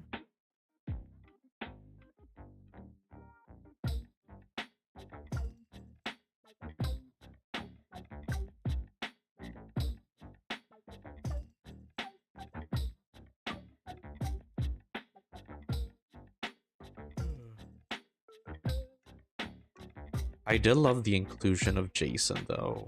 And I think another reason why I love 9 so much is that it has babality, it has super cool fatalities, um, it has Freddy Krueger. I haven't played it before, but it looks like a fun game, old and new iterations. Yeah, I feel like, I don't know, like, story-wise, it felt weird because, like, the problem with so many games going for, like, freaking god mode or something, like going against the god of the universe, it's always like a big problem because, like, after that, what else do you have, you know? Like, for example, Pokemon went from literally talking about the creation of the universe with you know, without mentioning Arceus, but really like going full on with Dialga and Palkia and Giratina as well. Um, and then after that, I still remember like the whole hate for Gen 5, but basically in Gen 5 they kind of went for like a sort of reset, where they basically made the same Gen 1 Pokemon but differently, you know. So like you have like you have a 3-stage rock type evolution that the final evolution evolves through trading, similar to Geodude and Golem, and so on and so forth. But basically it's that, like, you go from like super high, you know, creation of the universe, creation of everything, and then after that, where are you going? Like, where are you going, right?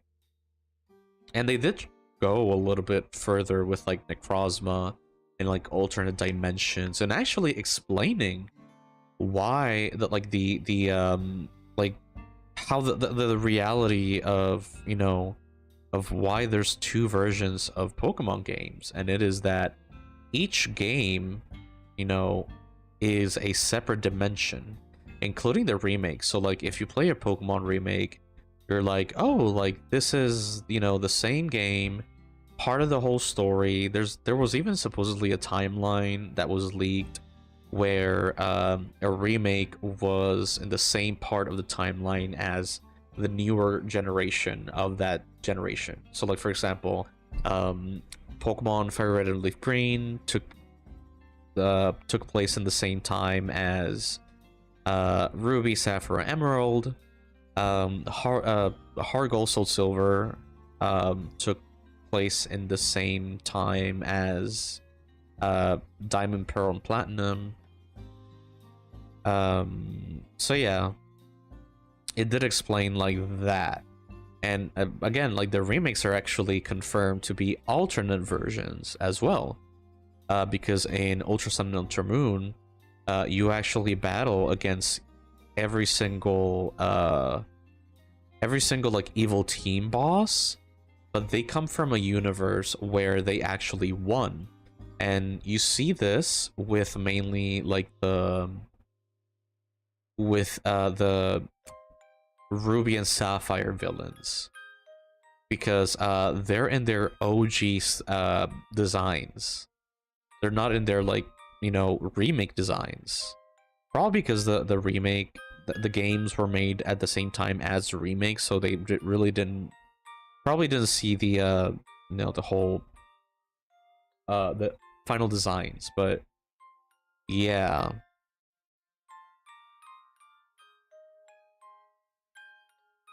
but they went with the original. But it felt so creepy at the same time. Just like, these guys literally came from a universe where the protagonist, who's a child, died. Like literally lost, probably most likely died. Especially freaking the Kyogre one. But really, there's a scene in Black and White 2 where Kyogre almost kills you with shards of ice. But probably in that universe with Getsis, that didn't exist, because in order for that to exist, you had to beat him the first time. But I digress. That is so interesting. I never knew that. Yeah, they like, that's something that they put for the Sun and Moon stuff. And then they went like super normal, legendary, you know, your local legendary Pokemon with like Sword and Shield, which is local hero wolves. What else?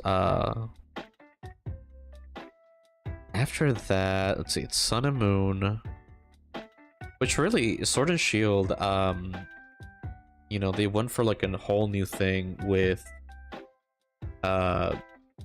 what's it called, like, I don't know, there was a Pokemon that was supposedly not a Pokemon. I don't know, it's like a whole thing with Gigantamax and Dynamax. I don't know, but there was that.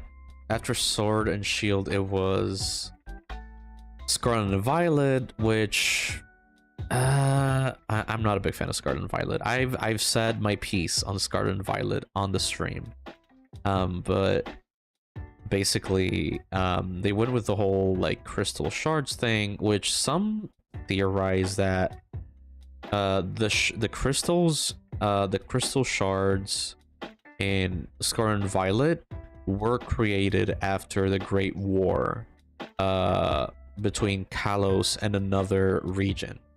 So because there was like this ultimate weapon, which was a cannon that would shoot out a beam of light that would turn everybody in a massive distance into like a crystal. And so some say that the blast, that when the blast landed, that was the creation of the Area Zero, like the big crater. But that's still like a theory. Like, it's nothing is confirmed. But it would make sense because like Scarlet and Violet is inspired by Spain, and then Kalos, which is X and Y, is inspired by France. And literally, if you look at a map, they're next to each other.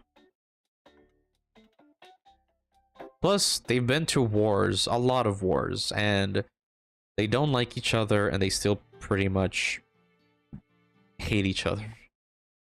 Though the French hate everybody, though. And a lot of people hate the French as well. But yeah. Just taking my sweet ass time with this one. That is so true. Yeah. Like, I see so many funny like France hate. Reminds me of a lot of the Florida hate over here in the US.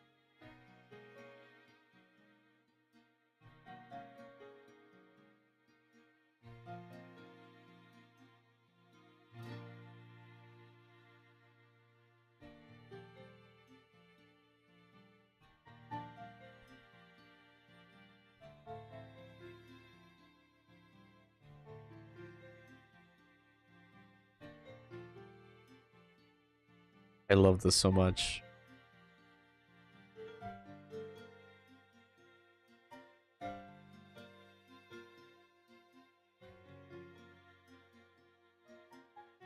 Florida seems like such a silly place I want to visit sometime.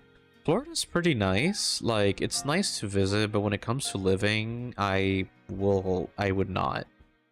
I just don't like the vibe. I hate how everything is so it all looks like plain, you know, like you go to like houses or apartments and everything looks so plain in the sense of like architecture and design, like interior design. And so, yeah, I'm not a big fan of it. Plus, I am somebody that grew up in the mountains. So, really just going out in Florida and not seeing any mountains just makes me feel weird and uncomfortable.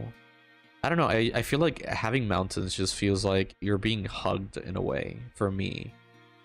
But I love going to Pasadena. Like when I went to the convention, Lightbox, I mentioned this before, but I loved how the place that we were staying at in the Airbnb, like you would go out and you would see like these big ass mountains in the distance, in like the short distance, because they looked like there was like it was like a short walking distance from where we were at, and I loved that. And I love the neighborhood. It was like a super nice neighborhood, like very suburban, like, you know, TV looking neighborhood. Like, you will never afford us neighborhood, but not like HOA looking neighborhood, you know? Like the main road was like right next to it. So I cannot fathom a place with no mountains. It's going to give me liminal space vibes. Yeah, like that's literally Florida. Like, it's so flat, which it's gonna be eventually its own downfall because you know, with the whole like flooding and everything, like, yeah. But yeah, I'm not a big fan of Florida because a big part of it is because of that. And like, sure, you have parks, sure, you have, you know, other stuff, but really it's like, okay, like there's nothing else, at least for me. They do have conventions though, but meh. But the food is good. I would say that the food is really good. Like, we in Orlando, there's like a place where they have a bunch of like Latino food trucks, and I last time we went there, I ate a little a cup of you know, seafood. So it was really octopus and shrimp, and it had like onions and slice like little bits of pepper, lemon, a little bit of oil. It was so good. It was so good. Yeah, like if you're going to like eat in Florida, eat at a Latino place. If you want like a nice midday snack when you're on the road, try looking for a Cuban place or like a Puerto Rican place, like to like drink a little coffee, you know, take a little break, eat a little sandwich. And when I say little, it's always big. It's always big. They're feeding you well.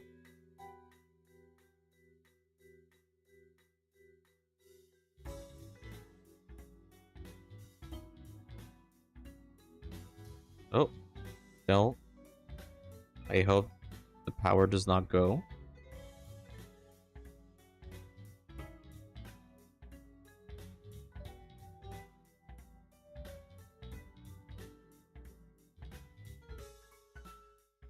One thing I don't like as well is like how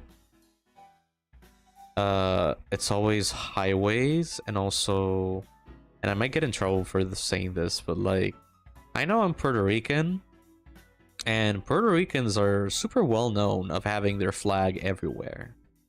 And I get it, but personally I don't do that. But like, for the amount of American flags, it's like on the way to my college, I went through the highway and I saw the biggest American flag on the road, and I'm like, America is real now. I love living where I live. They have all kinds of food within reach. I love that. Like one of the places that my friends actually convinced me to you know, and maybe like a future live, is Seattle in Washington.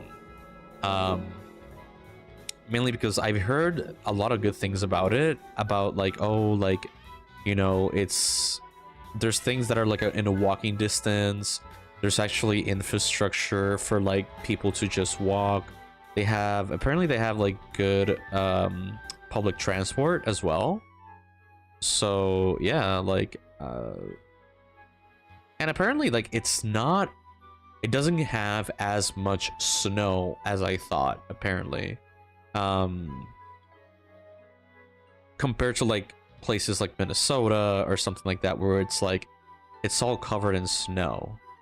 Like again, I know I'm Puerto Rican, but I would not live in Pennsylvania with the life of me. I heard is expensive as fuck to live there. Yeah, that's the downside. And I tell my friends, it's like, you want my Latino ass from PR to live all over there, which, yeah, like, it's gonna be hard, though, like, but really, like, everything's expensive. Like, seriously, like, no young person can actually just buy or rent a place, you know? Like, we're in our 20s, and you know, there's people like boomers and Gen Xers that got their homes like in their 20s. You know, the whole thing about like a lot of Americans, at least what I know from Americans, is that a lot of families, like the moment you turn 18, you're out, and then your folks go to Florida.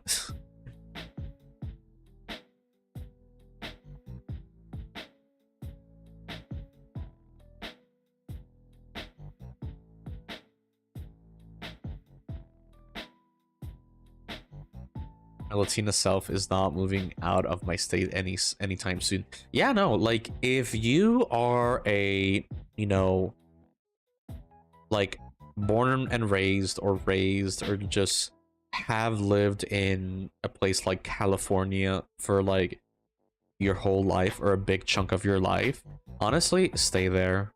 Stay there because like you already know how the laws work, you already know how the vibes work, right? Like you're already established. Like it's kind of like a friend of mine who was born and raised in California, and you know it's easier for him now with like for what he studied because he studied storyboarding, and literally that's the place for it, for like animation and like also gaming. So yeah, but like somebody like me, it's gonna be like super hard to just move there or live really anywhere. Like Florida, I don't like Florida. Everything is far away and everything is just blah. It's just blah.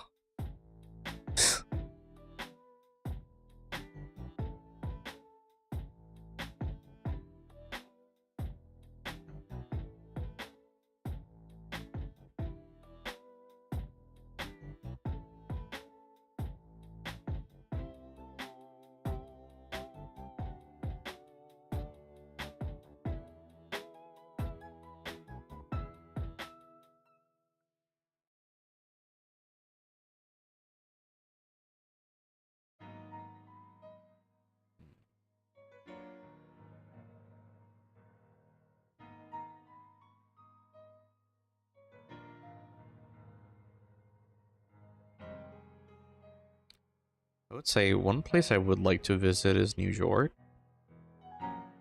Um, really, there's a lot of places. Oh no, one place I do want to live. I want to not live. I want to visit is Salem, Massachusetts.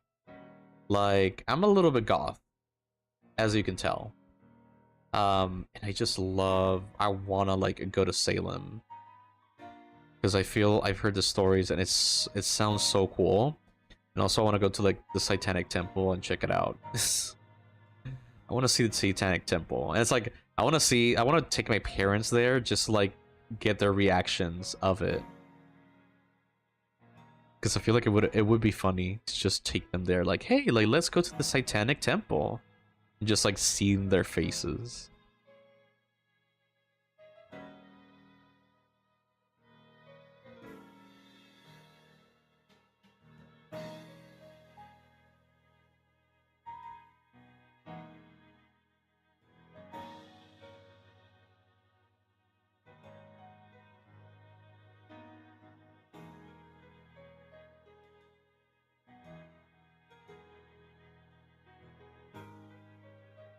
Bring your parents there is diabolical. Exactly. Exactly.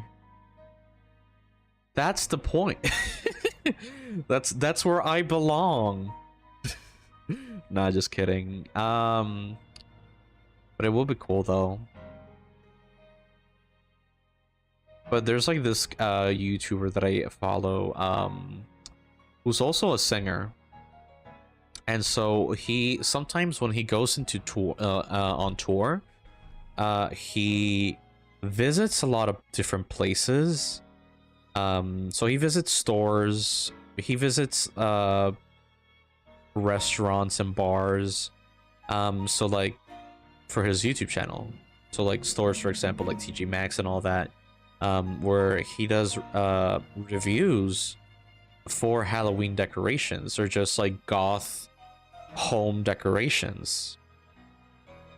And then sometimes he does do some DIY projects on his channel. But one other thing is that he also visits like different restaurants and different places to for traveling. And there's like so many places where like I just see him go to that I want to check out, which it's such a pity because like a lot of places that he's already like reviewed have closed down because of COVID. And there were some like good ones as well, but so I'm just like doing a little list of the places that are still open, still alive. There was one that he himself designed, like he helped design the inside, and it shut down, unfortunately. And it was awesome. He like made it all very like fancy, very like bohemian goth vampire, because he was getting inspired by like an actual bar from France that was very like a lot of gargoyles and skulls and like vampiresque.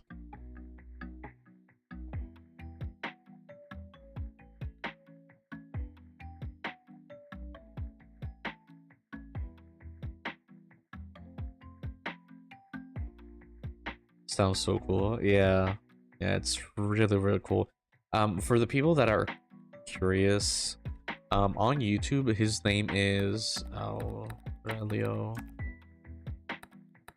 Voltaire. So that's his name, Aurelio Voltaire. Yeah, his music is awesome. He actually did some music for I think it was like 2 songs. Yeah, he did 2 songs for The Adventures of Billy and Mandy, one for the Oogie Boogie movie and the other one for a whole musical episode with like an alien that eats brains.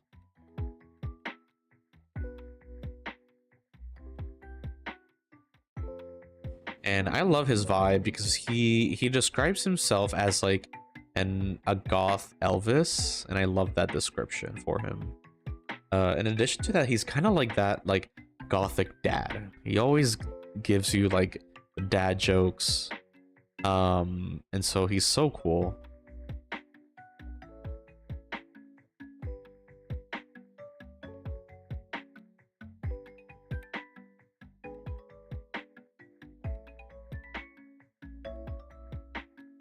Let's see here.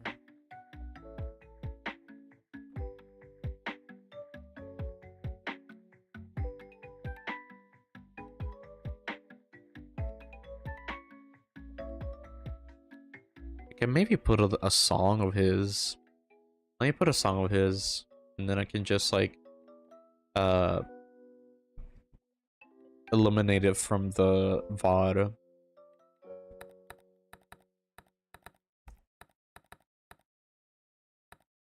Voltaire.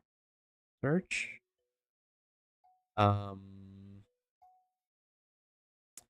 He's going hard with the new episodes. Let's see, Aurore Voltaire, music. Okay, I'm gonna put 2 songs. One for the lulz and one that is very like him. Let's see.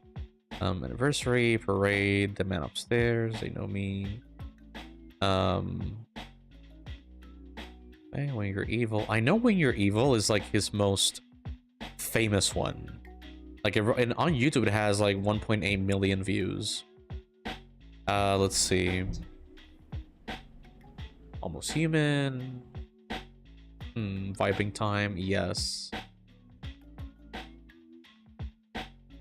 There's one called Zombie Prostitute. The thing is that I found him out from an artist that does like this animation of like a vampire couple chasing each other, and so at one point they made a drawing of the singer because they use his songs. So because the first time I saw the videos and I started to hear the music, I was like, hold on a minute, I know this voice, I've heard it before, you know, and I was like, where did I hear this before? And it was with the Billy and Mandy episodes. I think, okay, I know which one. Trying to look for it. Here we go. Super classic one. Okay. Let me just copy video URL. And then song request. There we go. So there's that one. So that one's like peak what like his stuff. And then I want to put one. Let's see. And it was like this other one, which is gonna be the funny one. I think he made it in the 2000s because he does mention H.W. Bush. But I love this one.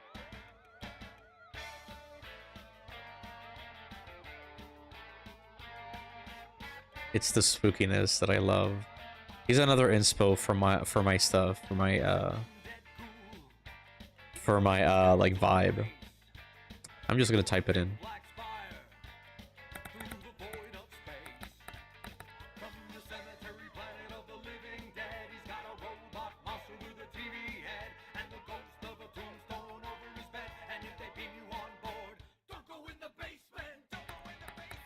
Oh my god, it's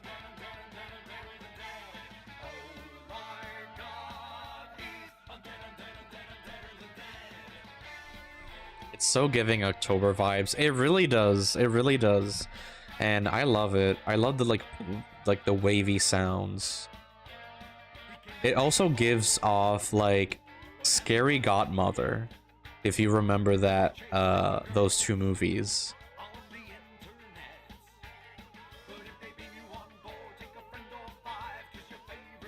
Sounds so familiar too. Yeah. Let's see, Scary Godmother.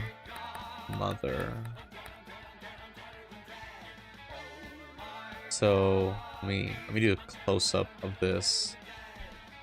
It's her. This is she. She is queen. Oh, yeah, you got it. Oh my god, yeah, you got it. It's her. It's the queen herself. Queen, yes. I love those movies. They're so corny, though. They're so corny. But I love them.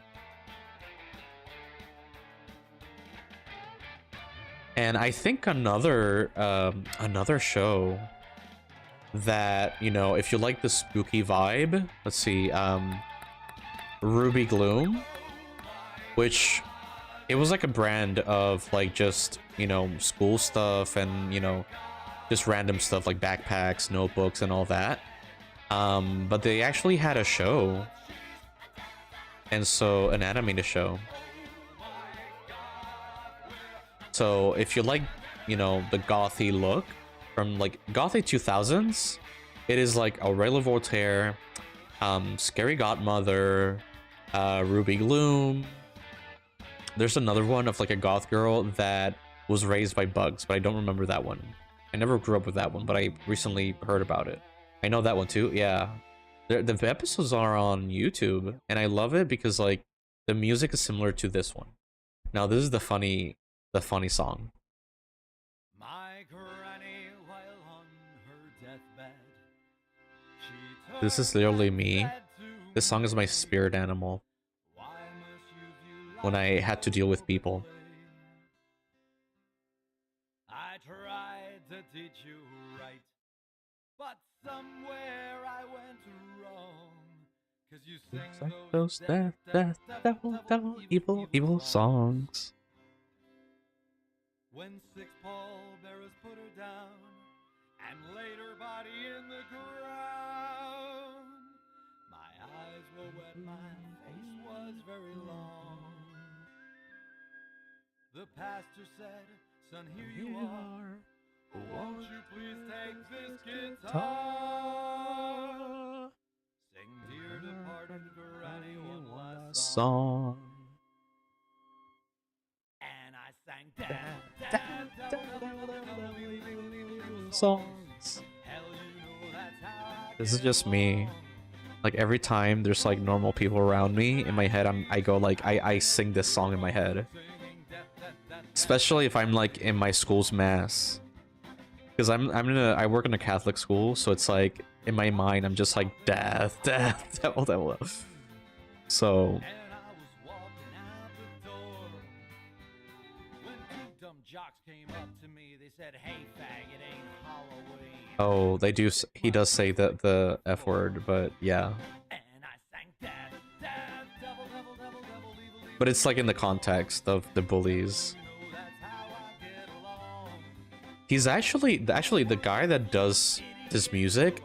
He was actually a professor in a New York college for arts, where he teach stop motion animation. Down to church on Sunday. You can even see some of his stuff. Well, yeah. In a pew. The priest said, "Jesus and Mary too." And like he even brings all those skills Get up in and his videos. He even made a whole goth decoration DIY book, kind of like a Martha Stewart. Like he always says that he wants to be the Martha Stewart of goth, and honestly, hell yeah. devil, devil, evil, evil songs. I was invited to the White House. Oh, here it is. The president pulled me aside. He even does a great impersonation of him. Sing us a song of peace for those evildoers in the Middle East. I rolled my eyes and kicked this rhyme. Rhyme. I sang death, songs. Yeah, this was like post 9/11 as well. The world is full of W's. how can it be wrong? Singing death, death, death, death, devil, devil, evil, evil songs.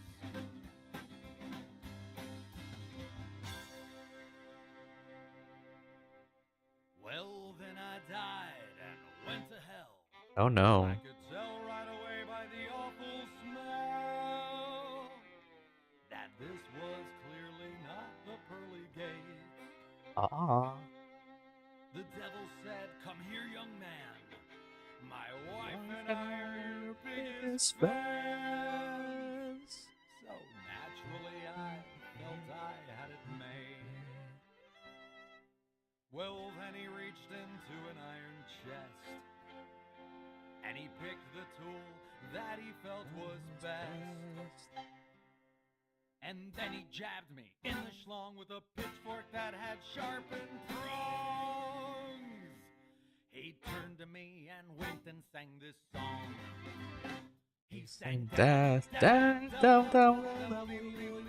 songs. Yeah, I know that's how you got along. I find your song hilarious, but now your soul's precarious. Singing your death, devil, evil song. songs.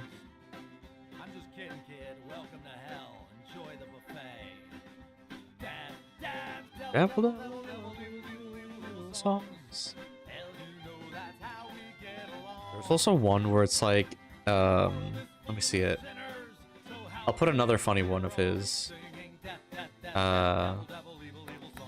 Radio. Let's see, dirtiest song. Here we go. Copy link address. But yeah, I love his songs.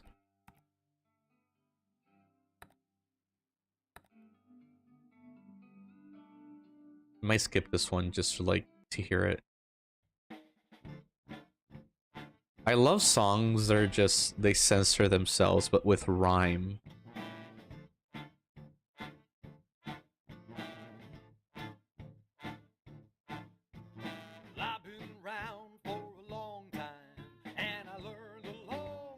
So I love how like Rubber Hose or like Vintage some of his songs are.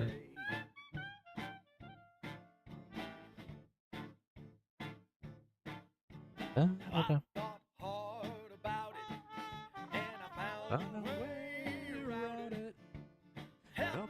Go on the radio.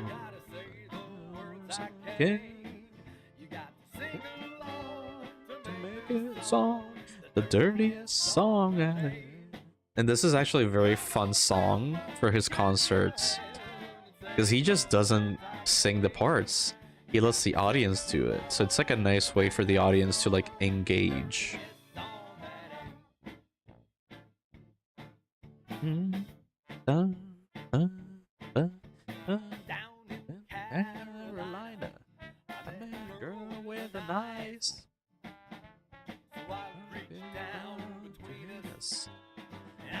Without my... See, I'm not saying it, so it's not wrong. Down to... She turned and said, I gotta ask, would you slip it into my... Help me go on the radio.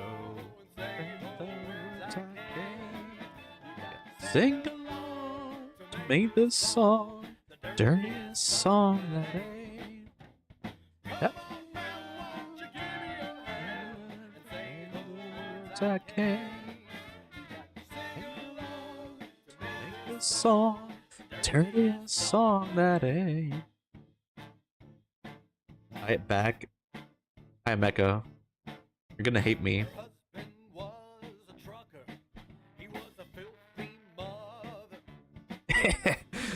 For listening to my favorite singer.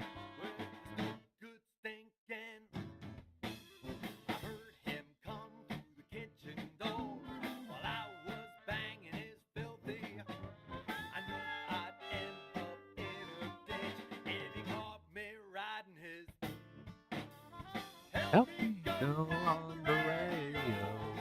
Sing the words I can. Who is this? This is Aurelio Voltaire. Let me put it again.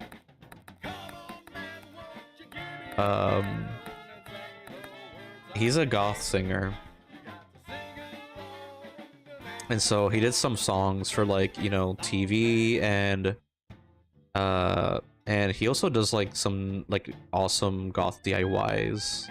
And he has a YouTube as well. So you can always like go and check him out.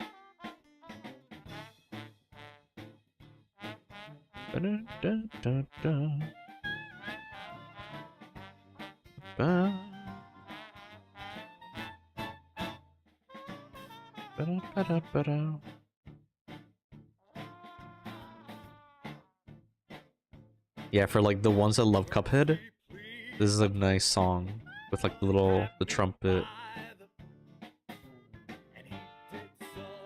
The heinous. He exposed his.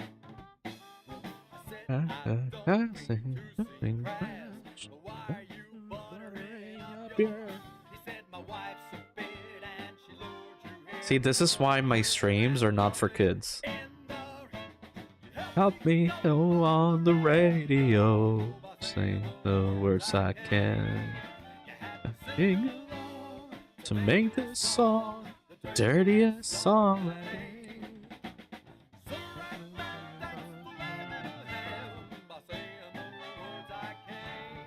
Also, Mecha reminds me of King of Dice.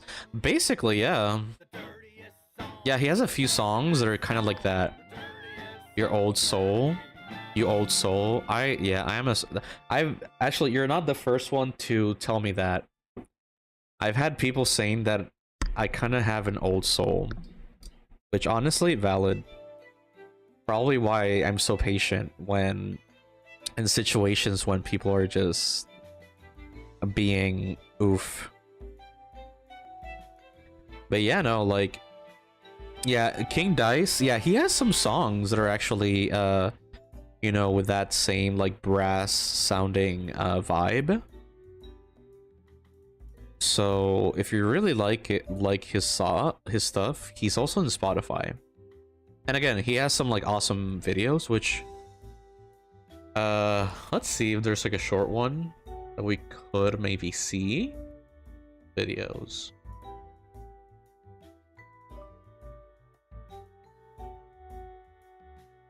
He's also directing or producing a movie. It's called The Demonatrix. And so it's literally that's most likely the name, like the plot of it. It's like a dominatrix, and I think she summons Satan or something, or a demon. And she has to, like, you know, send him back to hell.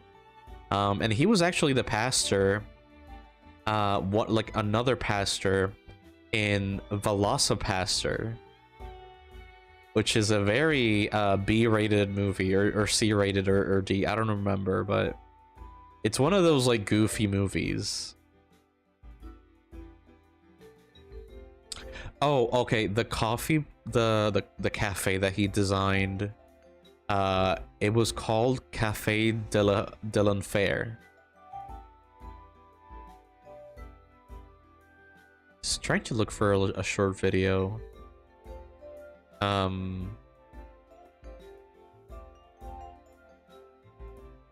Let's see. I'm still waiting on the freaking kitchen tour. He did like a whole bathroom, goth. He did where he painted. It was so troublesome for him to like try to get somebody to paint his bathtub black, because there were a lot of workers that did not want to be responsible of it, you know, like everything messing up. So let's see. Trying to look for a short video that we can watch. You know what we could do? Scaring a bathroom mirror. Gothic Homemaking presents. Let me see this one. Okay, that one's with the whole mirror. I want one with like the short frames. Okay. Let me put this one. So he uses real bones for this one. Let's just pause that. Sometimes he does use real bones, like chicken bones, stuff like that for his projects. Other times he does use plastic. So let me just put it over here. So let's watch it together. Was it what 10 minutes? Yeah, let's take a little break. Let's watch it. Watch it all, like the whole thing.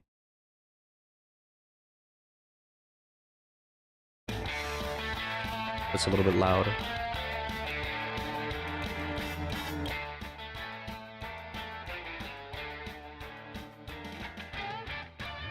There we go.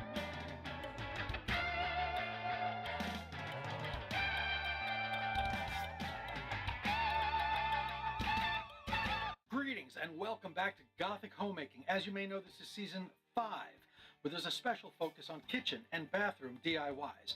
Now I will tell you, that intro is so darn cool.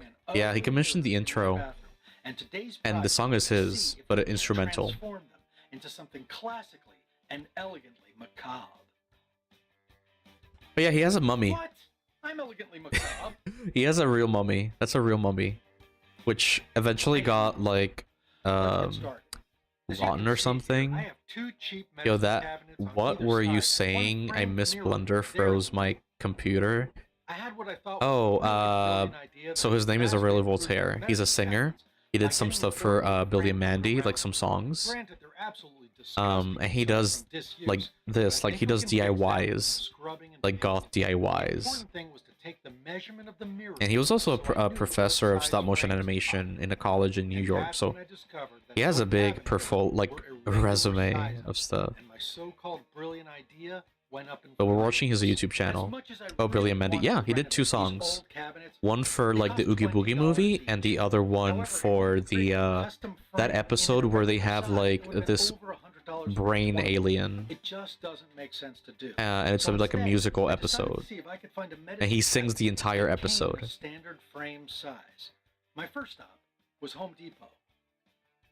They definitely Home had Depot. lovely medicine cabinets, but none of them were standard frame sizes.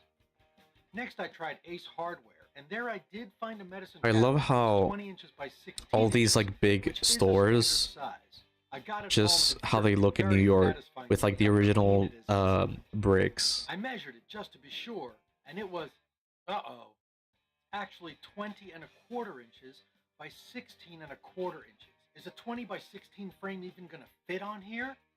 Well, I proceeded with my plan anyway, and I searched for a 20 by 16 open backed frame.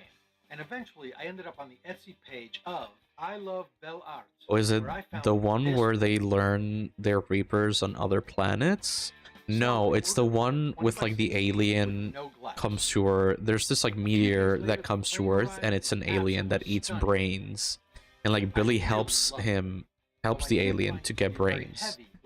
And then at the end, he eats Mandy's brain, and Mandy controls him. Now the opening is bound to be 20 by 16, but the inside of the hole was 20 and a quarter. Oh, I know now. Yeah. By 16 and a quarter. He did that one. I lucked out. I placed the medicine cabinet into the frame, and it was a perfect fit. And it looks Now this thing is really heavy. phantasmagorical. Now that I knew the frame would fit, I removed it from the medicine cabinet so that I could decorate it appropriately. I'm going to surprise you with what I'm going to do with this frame. Quite the contrary. I love this frame so much as is that I'm going to do precious little to it. Remember those brass stands? Gosh, I love DIY videos. This stuff is amazing. Well, as it happens, Like this. He just grabs these little things and uses it for the actual decoration. To attach the stampings to the frame, I mixed up some plumber's epoxy, filled the back of the And he has a whole book on this now. Ooh, I love the look of that. And then I did the same with the back. And now I'm going to take it outside and paint it black. I'm going to surprise you again, because I took it outside and I painted it white with Krylon white lacquer spray paint. And now the little brass stamp. See, I love this. Like when you just spray paint everything in one single color, then just grabs the texture and dimension.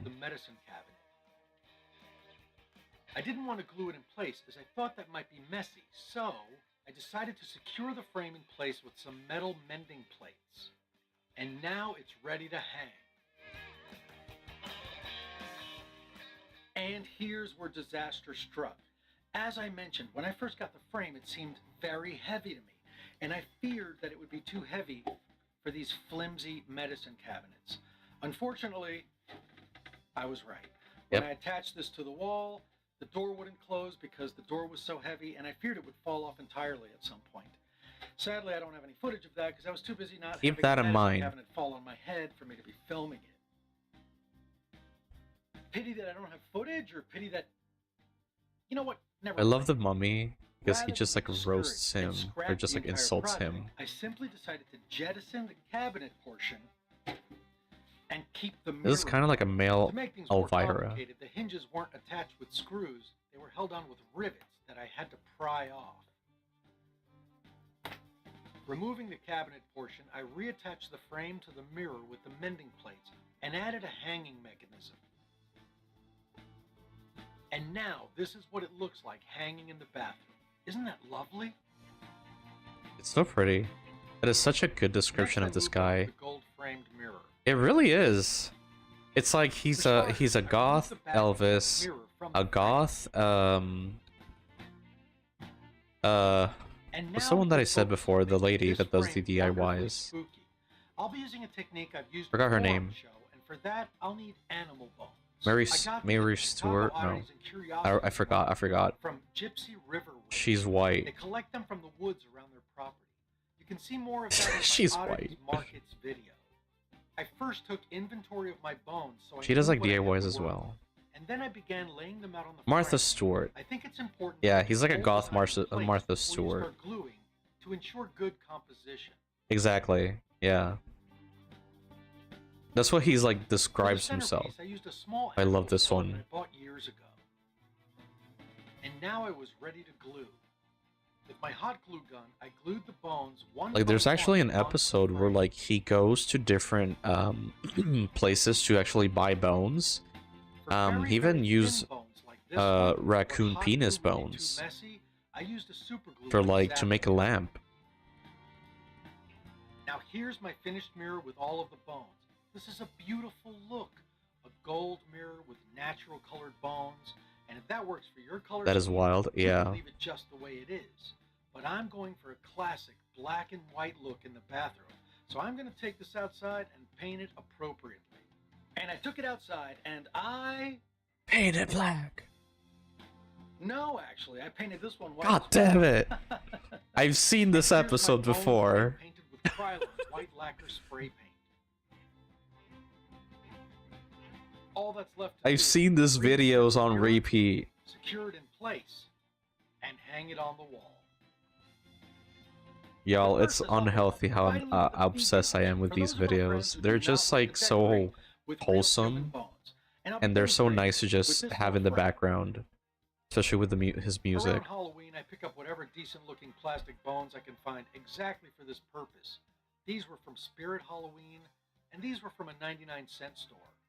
Once again, I laid my bones out to create my design, and when I was happy with it, I began gluing them in place. And in time, I had this spooky little vegan option. Yeah, he calls plastic Now, I'm vegan. not going to paint that one just yet because I have Which big now that I think plans about for it, that it's in an upcoming ironic. episode. For the time being, let's go see what both mirrors look like hung up on the wall of the bathroom. What do you say? Should we do a little before and after? Right. Well, anyway, here's before. Oh boy. Here's after. I would say that's Beautiful. probably an improvement. But to be honest, I'm not really loving the bone mirror in white for some reason. So, Huh. I'm going to take it outside and I'm going to... Paint it Here's the black! portal. I'm going to paint it black. Yes! And here it is painted with black lacquer Look at spray that. paint. Beautiful. The porous parts of the bones don't take the paint that well. They just kind of absorb it. But Hmm. I had great success painting those parts in with black nail polish. See, it was And gonna here it come is at some hanging in the point. bathroom along with the other mirror. I like that much better. In today's episode of Gothic Homemaking, I set out to transform 2 medicine cabinets and 1 mirror, and I ended up with 2 mirrors and no medicine cabinets. Along the way, hopefully This you is picked up some another great new thing. techniques for making your When he room goes to elegant and buy, spooky. But most you know, importantly, stuff for I like hope you'll remember it's decoration, okay to he fail. always It's checks okay when if he your sees project bottles. He doesn't turn always out quite checks right, if to it have can to open, repaint it, or to let it become something else in order to entirely. like put things inside. Mistakes are not the enemy. They are how we grow and how Because we since learn he to do lives better in at a things that we love doing.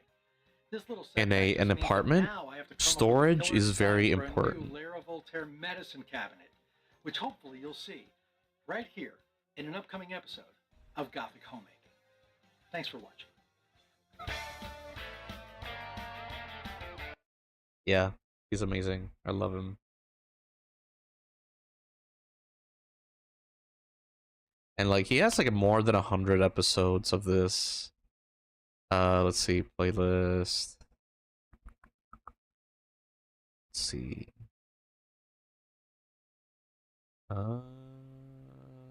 Here we go. Should we watch another one?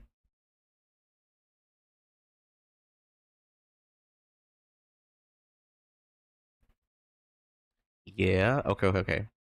Let's see. Let's see the okay, since we were seeing the bathroom, let's see the one where he makes a skull toilet paper. No, no. We need to savor the intro every single time. Especially since this is the longer intro.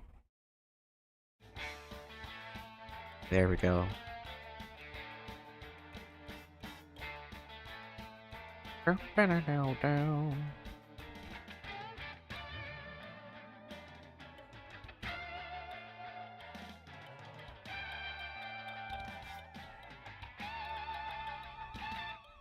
Welcome back to Gothic Homemaking, Season 5, Kitchen and Bathroom Edition. It's like 5 You know, seasons of one of the this. most ubiquitous and I yet love most it. inglorious items in any Western bathroom is the toilet paper roll holder or toilet paper dispenser.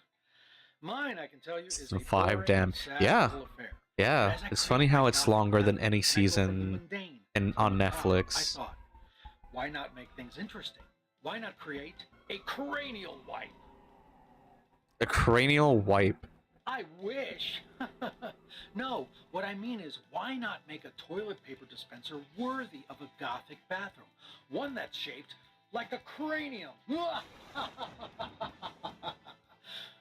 And I set out to do exactly that. Take a look. Our project starts with one of these resin skulls that I've used before. They're gorgeous and very realistic, but they're Yeah, that hollow one and that one is very really fragile, good. So we have to fill it with something. Like there's so I many decided skulls to that are try just like Loctite expanding don't foam look on this good, project. but that one I've looks never used this amazing. product before, and it seemed like it was going to take a full can to fill the skull, but I was way off. This stuff expands and expands for what seemed like hours. I found myself constantly wiping off excess, and more just kept on coming. So, lesson learned. Less is definitely more with Loctite foam. The skull had That's quite what a she lot of said. excess foam when it finally cured a couple of hours later, so I scraped that all off with a wire brush. It was tedious, but it was also boring. In time, I finally got my skull all Very cleaned mature. up. For the I know, hardware, I I went to know. Home Depot and I bought this toilet paper roll holder by Delta that came in a lovely matte black. I made the introductions and then connected these three items to see if I could figure out where I'd need to drill my hole. It seems like that's the spot. Well, it is a video on Next, I toilet drilled a hole paper, that so was the exact same diameter as the toilet paper holder. What could go wrong? I inserted the holder and the roll of paper, and now this was starting to look like something.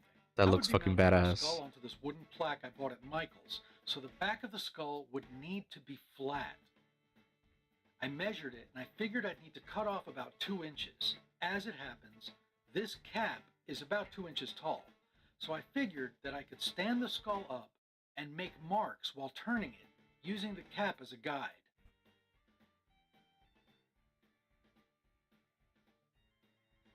I would be This is cutting so my big resin brain. skull using my Dremel tool with a cutting blade attachment. Immediately, the process kicked up a ton of harmful dust, so I'd highly advise using a mask and or doing it outside. I can only show you so much of the Yeah, process because I had to cover the he does camera this in his to protect it apartment from the in New huge York, amount of dust in the so air. It's an I could understatement never. to say that it was a very dusty affair. But the job did get done. The resin was cut all of the way around, and fairly evenly, I'd say. I'd still need to cut through the foam inside, though. And to that end, I used a saw like this one. I will say there was something very satisfyingly morbid about cutting the skull with a saw. I felt like Dr. Frankenstein. Next, I laid down a sheet of very coarse sandpaper, and I sanded the back of my skull to be sure it would sit flush on the wooden plaque.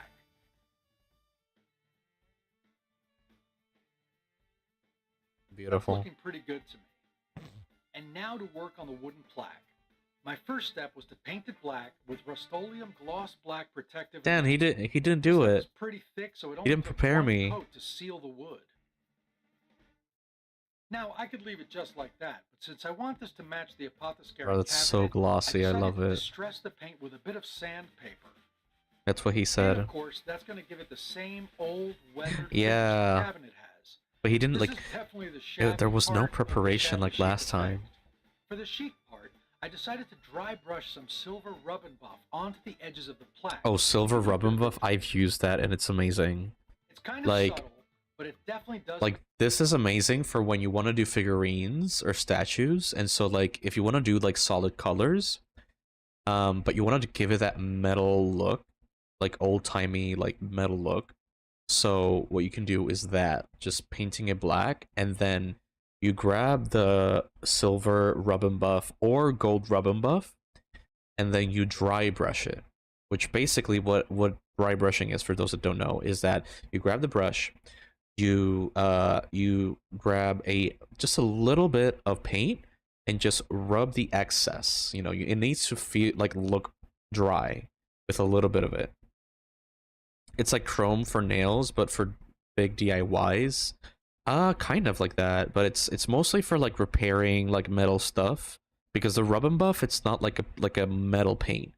It's like it makes it actually look like metal.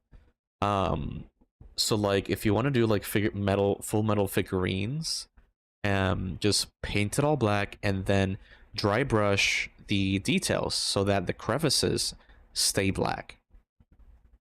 So little tip of the day. Same with gold. Works with gold. I tried it. It's amazing. Make those ridges pop. And here's my finished plaque. For placement, I laid my skull onto the plaque, making sure to leave plenty of space for where the toilet paper is going to go. With a metallic Sharpie, I marked the placement of the skull, lifting the skull to mark under it so that the marks won't show. I also marked where the toilet paper ring is going to go, and you'll see why in a minute. Now that I knew where my skull was going to go, I marked where I'm going to put some screws to help anchor the skull to the board, and then I drilled guide holes for my screws. They're going to be very long, so we don't want them to crash into the toilet roll ring inside of the skull. I placed 2 long wood screws Oh, into the gold. holes, You ballin'? and Yeah. I drilled them Yeah. all of the way through the plaque, so Like, there's stuck some out gold. like this. And now I have something to stick my skull to. Once I was happy with the placement, I removed the skull and I laid a liberal amount of hot glue onto the screws, the wooden plaque, and the back of the skull as well. And then I put the skull back in place.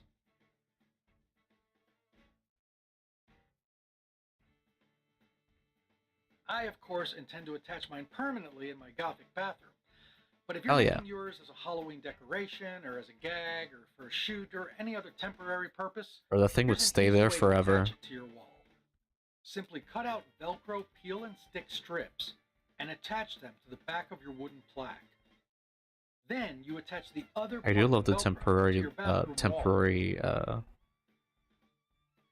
And the then just temporary attach the like cranium. idea.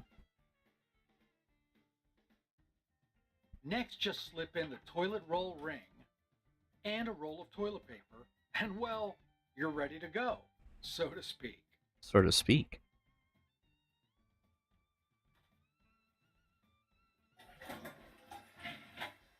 He pooted. You are? Wait Hold for my it. drink. Yeti? Anyone? It occurred to me that somewhere in this world there had to be black toilet paper.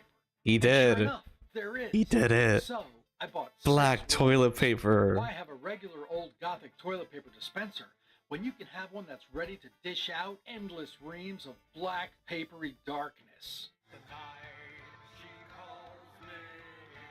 And here is my final Gothic toilet paper dispenser, the Cranial Wipe. What do you think? Do you now? Well, maybe we could put a crown on him and call him a royal flush. Thank you for watching. We'll see you here next time on Gothic Homemaking. I aspire to be this man in the future.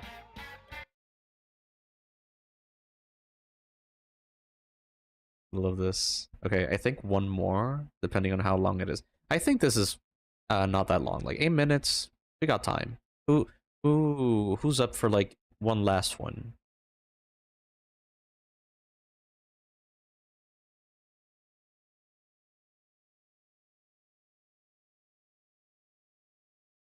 Let's go.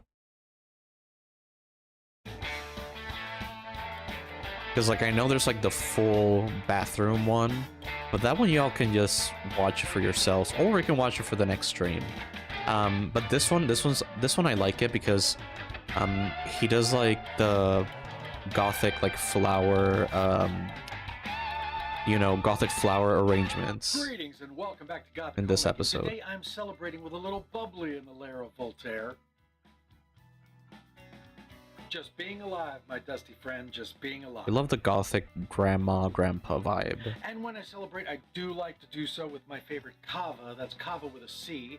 For those of you who do not know what cava is, it is a lot like champagne. It's a sparkling wine. In fact, champagne is also a sparkling wine, but it can be called champagne if it is made in the Champagne region of France. And only Fancy sparkling wines schmancy. made in the Champagne region of France can be called champagne. So what do we call other sparkling wines? Champagne is wine? Well, if they're from Italy, they're typically called Prosecco. And if they're I from think Spain, so? they're typically called Cava. I may be oversimplifying a little Yeah, it bit. depends on the place and There like may the be different name. grapes involved and different processes. Kind of like but that is hurricane and generally typhoon. the name Same of the thing, sparkling only that wine. different Now, place, this one different in name. particular in this spectacular bottle is my favorite cava, and it is called Segura Viudas, which roughly translates in Spanish as secure Good, we love learning in widows. this channel.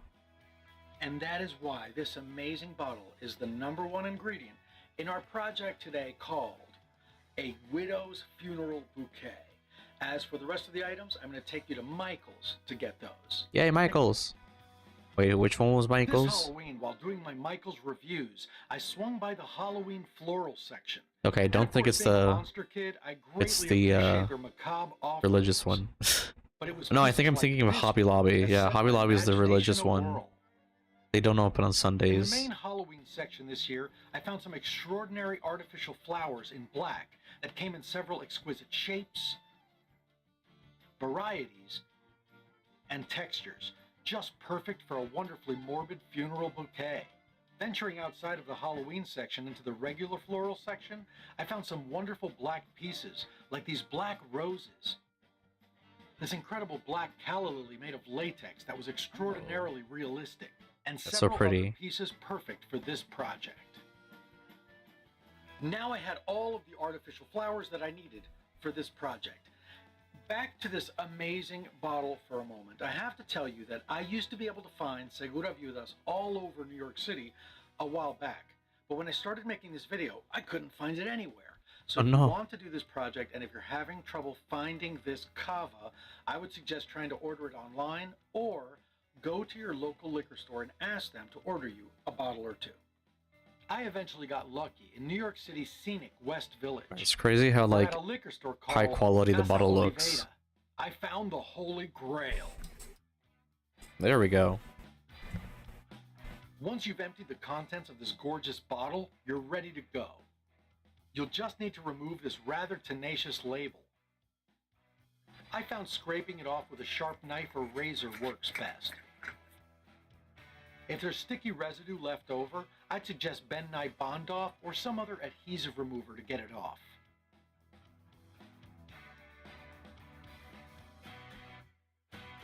Now that our bottle is nice and clean, we're ready to paint it. Now we can paint it all black, as you know, I love that look, but these details are so beautiful that you'll probably want to preserve those.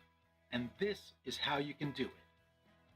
This is Grab how some we blue do it, painter's guys. tape and use it to cover the metal details along the bottom. This is good for like figurines so. as well. I don't really worry about that label on the back. Now this area is gorgeous and more complicated. So for this part, we're going to use liquid latex. Liquid latex is an air drying rubber. It ruins brushes, so whatever brush you use, make sure it's not one of your favorites because you will be throwing it out when you're done. Just paint the latex onto the details you wish to preserve. Yeah, this is the thing that they making sure you use don't for get any on the bottle. to When like you're done, your mask bottle certain will look areas of something the like this. figurine. Latex dries a nearly transparent yellow, so you'll barely notice it's there, except for the rubbery feeling. And then like it you can has. just peel it off later. In time, I had 4 bottles ready to go, and the only thing left to do was to take them outside and paint them black. Yes! Spray black lacquer for this project. Sorry. Got excited. Once your bottles are dry, you simply peel off the latex, and if you did a good job, your metal details will be paint-free. Like this. Next, I peeled away the painter's tape to reveal the metal details along the bottom. And here is my finished vase for the widow's funeral bouquet. I also made one that was all black because I just love that look. We also love the And look. now for the fun part. I love how he just like energetically Simply add just a sprig to throws them each all. bottle and you're done.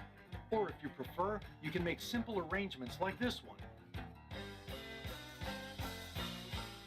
Keep in mind that the opening is quite small, but it's big enough to mix and match some of these items to create a lovely effect. I really love these wispy bits. I feel they add a lot. And here's my favorite arrangement. It's so creepy and quirky, I really think it looks like it's from a funeral scene from some Tim Burton movie, don't you? I love it. And now you simply place them around your lair to add a touch of serene morbidity to any corner. And if you're interested in seeing how to make a full Gothic bouquet of artificial flowers, I'd suggest watching my Gothic homemaking video on that subject right here on this channel. I hope you enjoyed this short and simple, but hopefully informative episode of Gothic homemaking.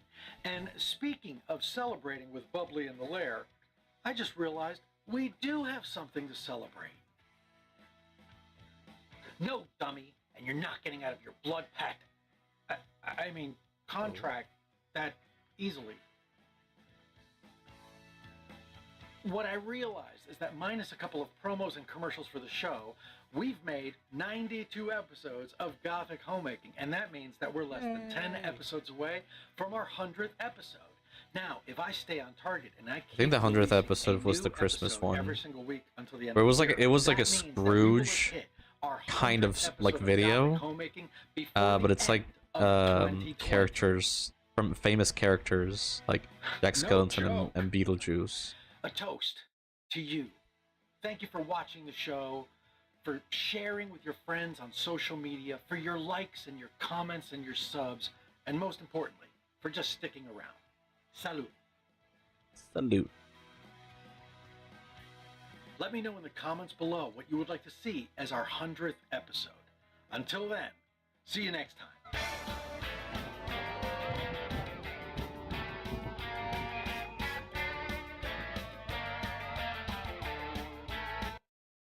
I love it.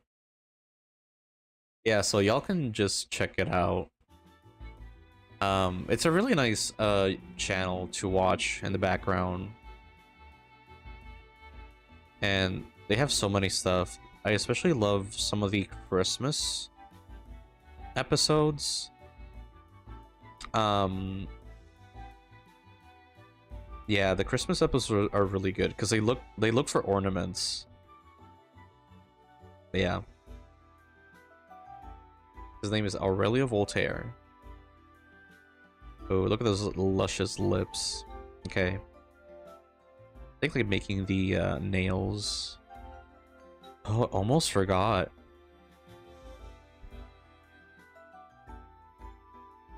Almost forgot.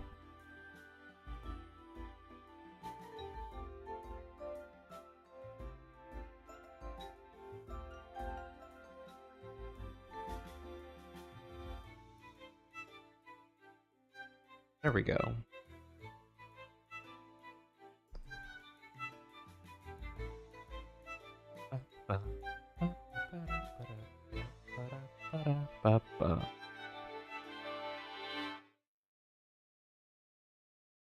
I do some rim lighting on this just to make it pop, because I know most people like do use the dark mode on Twitch, but who knows, maybe there's some light mode people out there.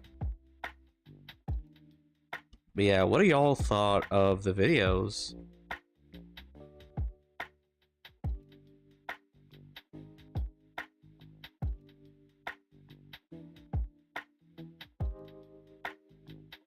Interesting. Nice.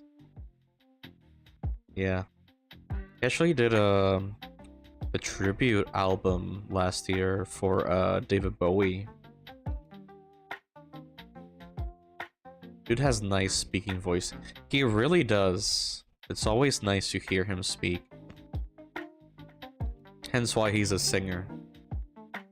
They were so epic, I would totally binge the series. Well, you have more than 100, and now he is blasting 2 videos per week, I think, right now.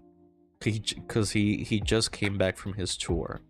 And he's including more and more like his fiance, who she's also very fun, very funny. They're like so cute together.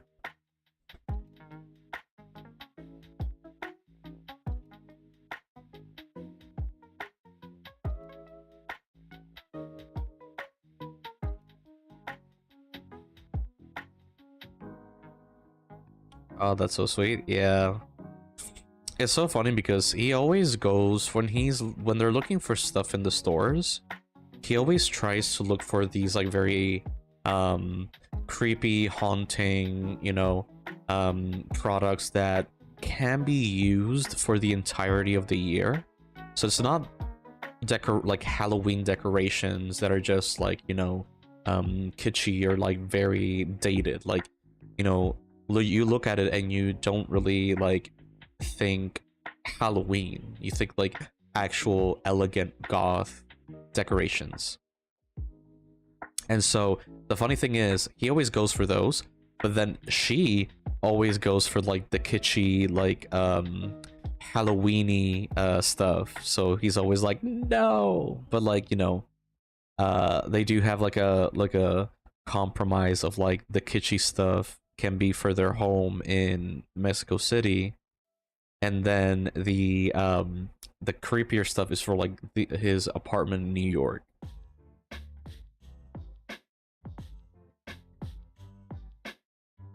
You know, I like bling,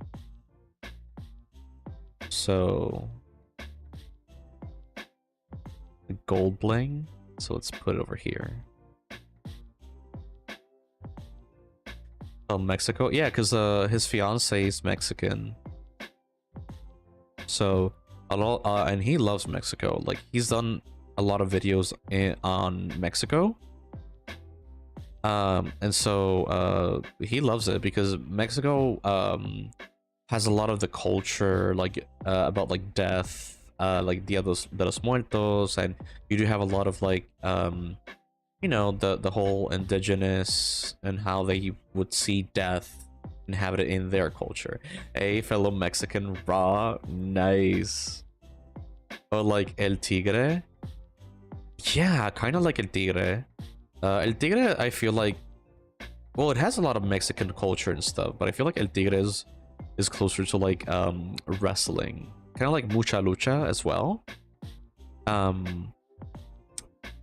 yeah, it's like a lot of it is that just you know, that kind of like the culture and all that. And he also like shows off some local places. Like he showed one time in his Mexico episode, he showed one time the like a local store where they do a lot of like gothic Lolita style stuff with a lot of lace.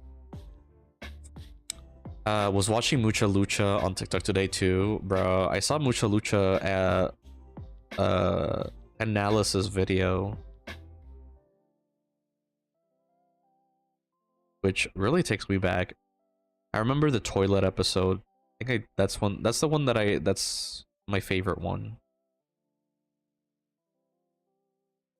But yeah, actually one of his Mexico trips, he went to a doll island, where it was the island where an old guy lived, and there's different stories about it. One of the stories that they say is that he was in love with an actress that shot in the island itself.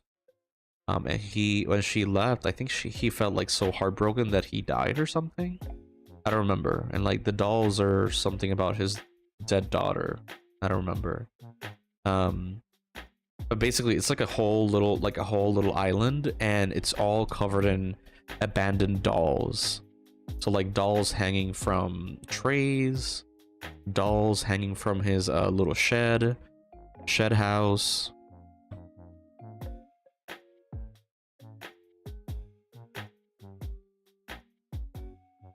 So it's really cool.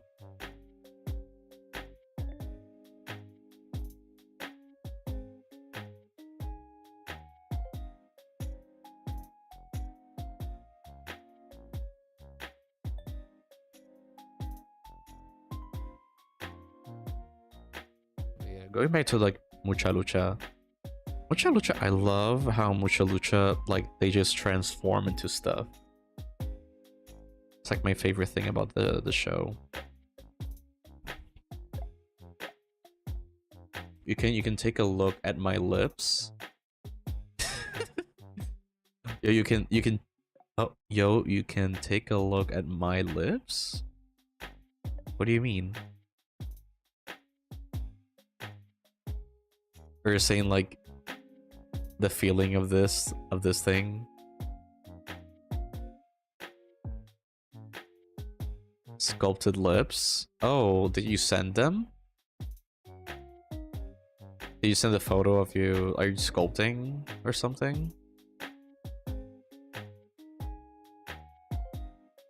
Sending it now? Cool, cool, cool.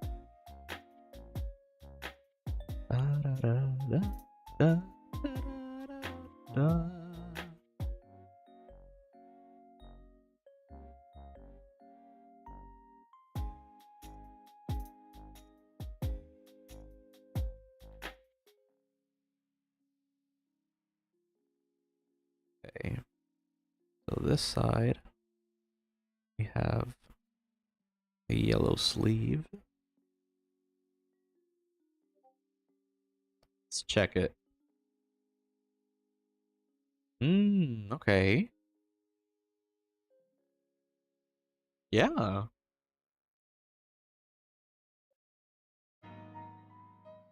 Yeah, so yeah, these are some great lips. Don't clip that. Yeah. Yeah. I would say though, like these are really good though. I would say though, like, do watch out for the bottom lip. But this is looking really good. Yeah, I like this little spot over here. That little indent. Tricky thing to do then later, when doing like mouths, is actually you know, separating the jaw to then hollow out the inside of the mouth, and then merge it back together. That's like always like a very tricky one for me. But this looks awesome. Yeah. Yeah, this looks really good. Next thing is feet. Next thing is feet. The dreaded feet.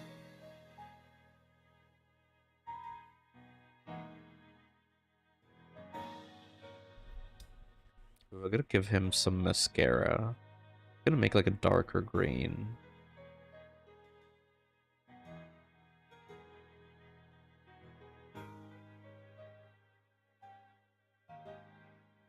Oh. There we go.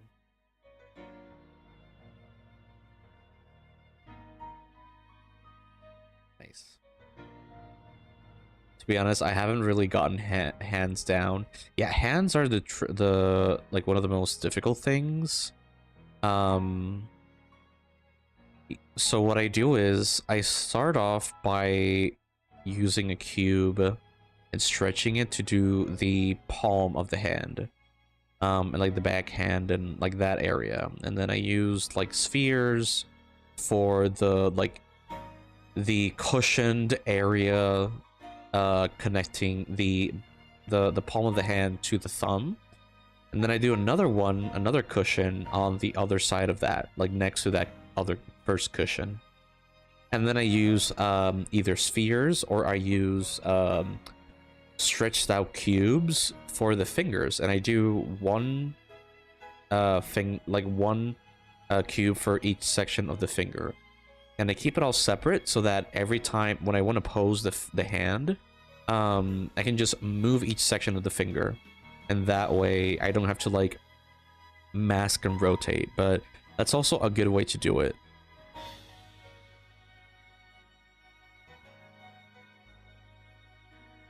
Oh wait, this is the same purple for this. Frick. I had to change that the purple for the nails. Ooh, I can do like orange.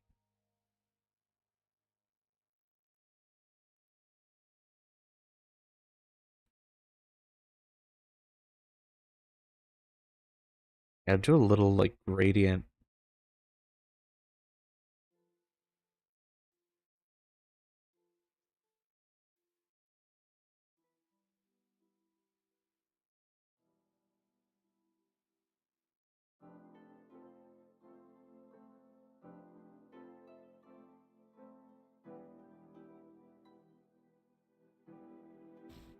I want to at least finish this one for today.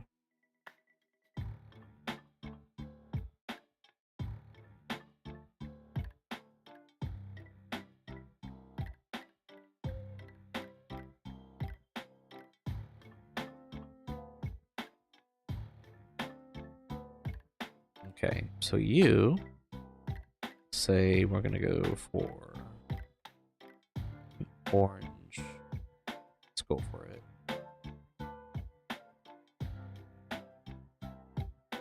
Orange nails.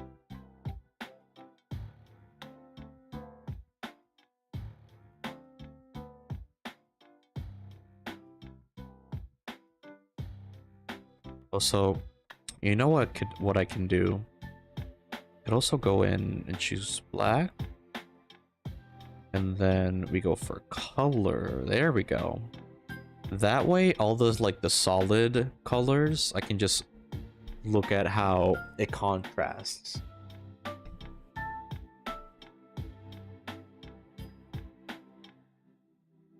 can like toggle between them. Let's go automatic. And select that.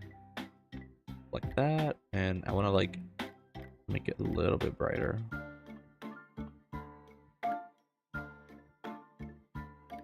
See how it looks. Okay. It's brighter. Okay. Let's grab this orange.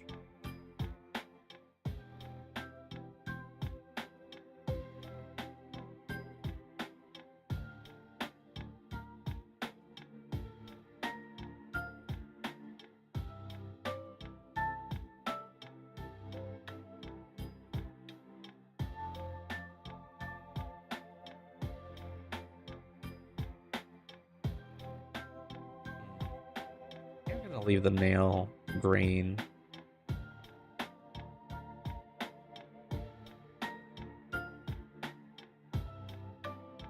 Okay. Now I want to do a simple gradients. Simple gradients. Like here. Oh, let me just turn these like that.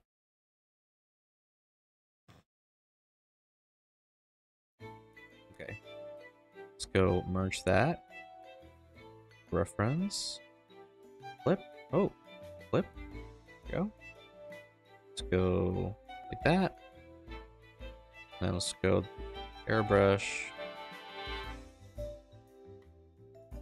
Just selecting the hair a little bit here. I'm just gonna like very lightly just give it a little bit of that highlight on the hair, you know, because if we're working with nails, we gotta give the highlights, right, guys? We gotta pop, man. We gotta like be popping. You know, this is the beauty parlor. We can't just do one thing and stop there. No, we have to continue. We have to continue to be able to look like a boss-ass bitch. Right? Like work. We gotta slay. We gotta slay every single day.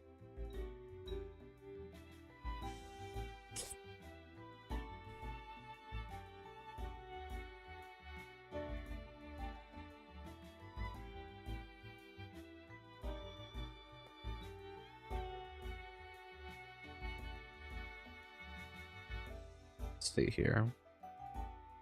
Got a sleigh. Go to multiply. And let's just grab the same purple.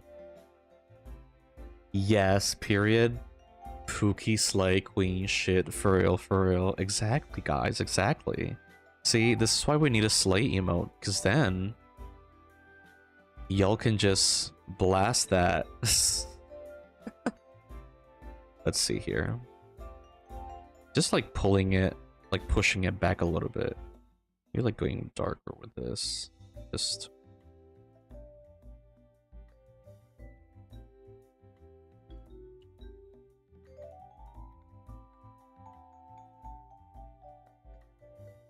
gonna like look a little bit. There we go.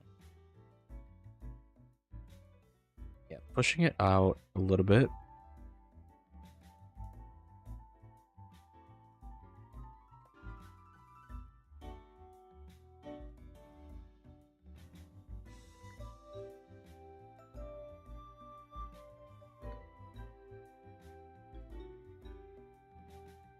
I don't want to like shade this part too much. There's a reason why I shaded this part over here is to like make this pop out more. So let's actually erase a little bit of this. There we go. And then we can just grab like this color over here. Select it. Then shade a little bit here.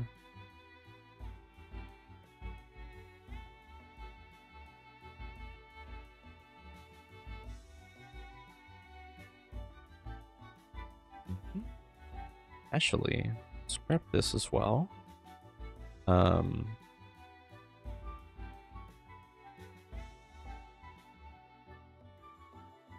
Just shade this part a little bit. Nice. That way it kind of contrasts a little bit more. Let's see here.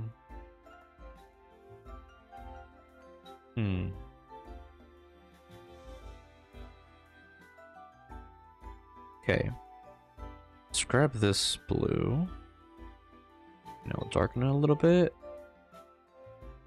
There we go. I said I was gonna cell shade, but I ended up going for like my airbrushy look. You know, that's what happens.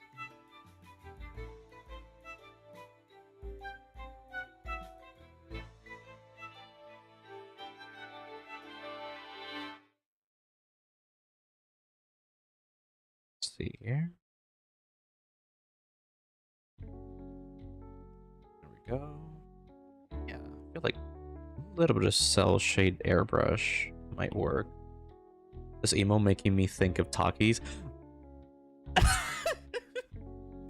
Honestly, the meme is there, guys. The meme is there. The meme is there. Oh my god. Because like apparently there's like this the very like you know, the very a ghetto like girls, like Latino girls with like all the makeup and like massive amounts of hair gel, and are, you know, they're always for like the talkies. That's funny. That's funny. You probably did it unintentionally, I imagine.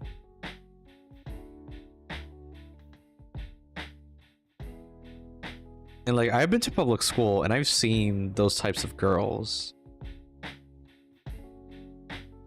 Or like, they would just like, you know, get like their nails like super long, and then like they're just like that, like, you know, always for like the Fritos and stuff.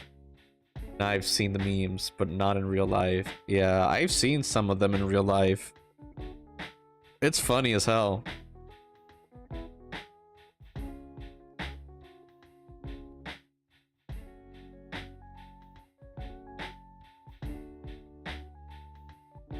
So funny.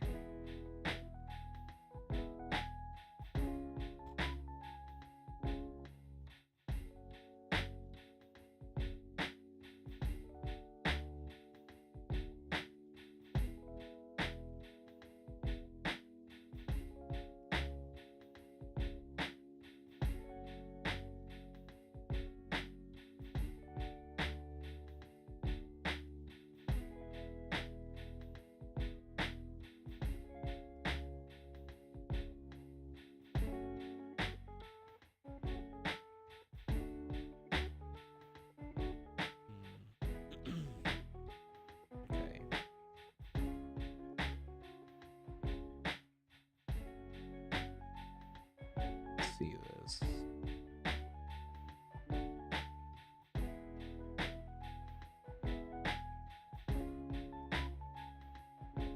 I remember when airbrush, like a lot of people would say like not use the lasso tool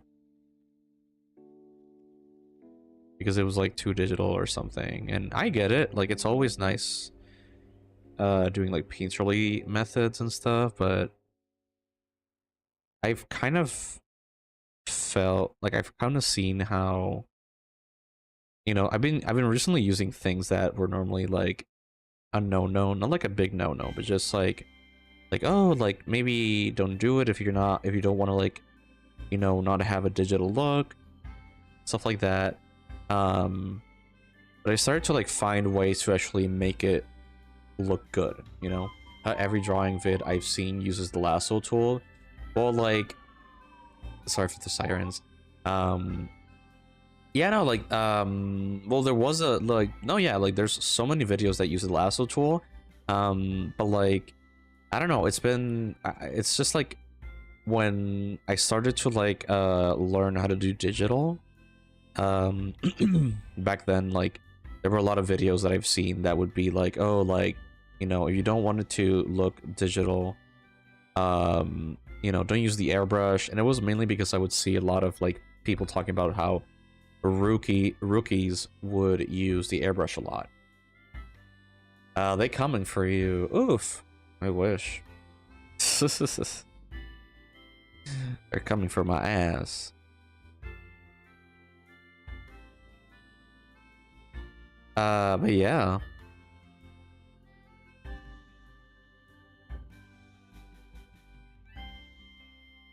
Let's see.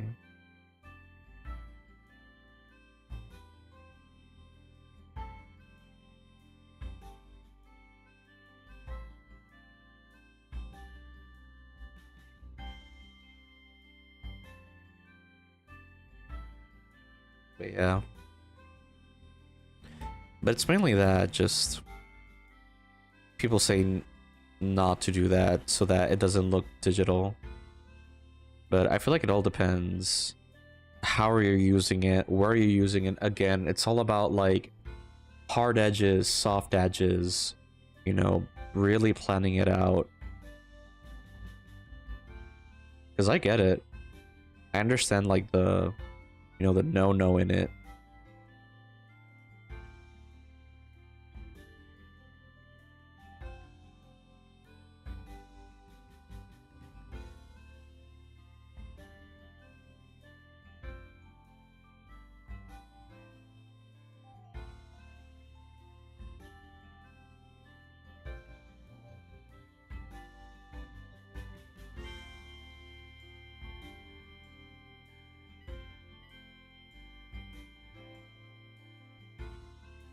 Okay. Just gonna do a bunch of these at the same time. There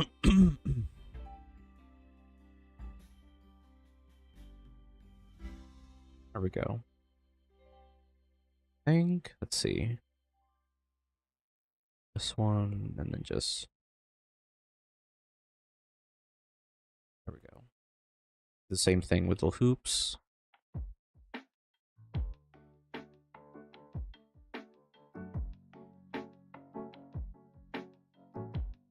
I'm just gonna do like simple gradients. Don't really like want to complicate it too much.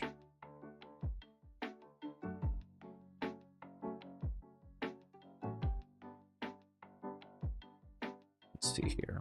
Grab this. Go for blue. Then I'm gonna grab the nose here. I'm gonna use the airbrush very lightly to give it that little subtle you know, blue variation in the skin color. Same with the ears. This is where like the blood builds up, so kind of go in and do it.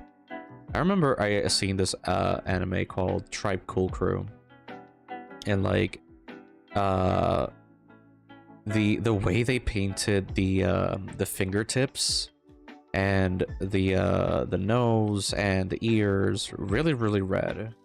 It was so fun. I liked it. Okay, it's gonna go and do a little bit of that. Just erase it here. Actually, no. It's gonna leave it like that. I do want to do some blush because we gotta have some blush too. For our to like match our lips, right, guys?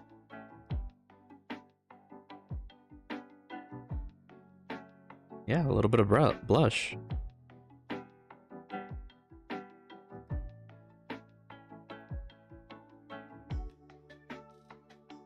How are your lines so straight?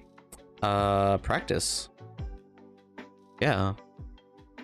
Yeah, it's mainly just practice, because I never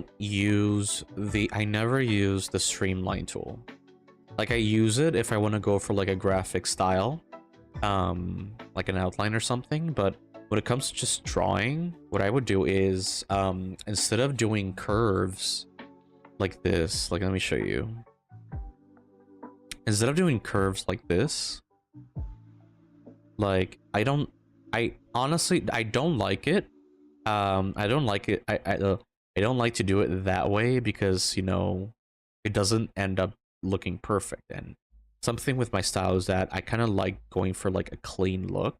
So what I do is, instead of doing like a curve, I just go boop like that, and then boop like that, and then boop. And so I don't really use like very curvy curves. I just go for like jagged, like semi-curvy straight lines. And that's how I get my jagged look. So like this is just like two straight lines, and then one straight line over here, one over here, one over here, and then like I clean it up where both lines meet to make it look like a curve. But like I always try to use my whole arm to draw the line. I try to not go for like the wrist. I try to go for like the whole arm. You know, that's how I was taught in college, to just use the whole arm.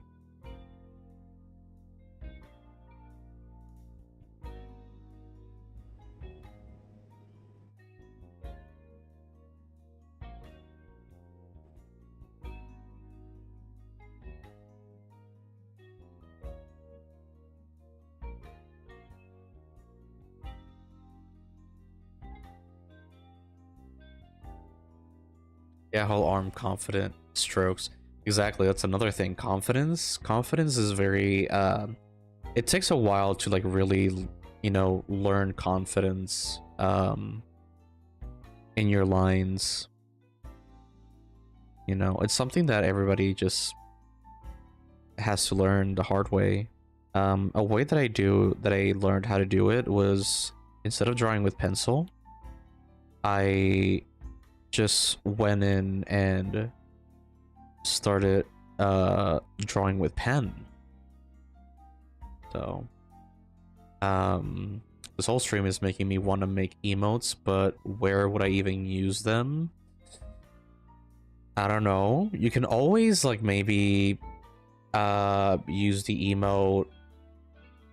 Let's see. Well, you can always go for like the Discord, like the channel's Discord. So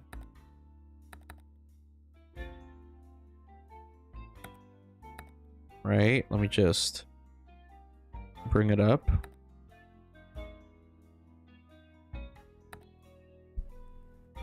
Could put them on 7TV and just get your face streamer to use them. Exactly, yeah. Because like, you know, if you get 7TV, you can put it in somebody's stream, and then they can, and if they don't have it, they can just copy paste it. Like right now, if I put something from 7TV, right? if you don't have 7TV, you might not, you can't use it, but what you can do is you can just copy and then paste this and paste it numerous times. And that's how you can use my emotes. Because I've had people do it that way. And you can even do other emotes. So like if you copy this Gengar and paste it, you can use it. So try it out. If you want to use it, like use your own emotes, you can do it. And really, you can also do GIFs and they will work. You don't have to like, be affiliate. You don't have to like buy anything, pay anything. You just make a GIF and get 7TV and just use it.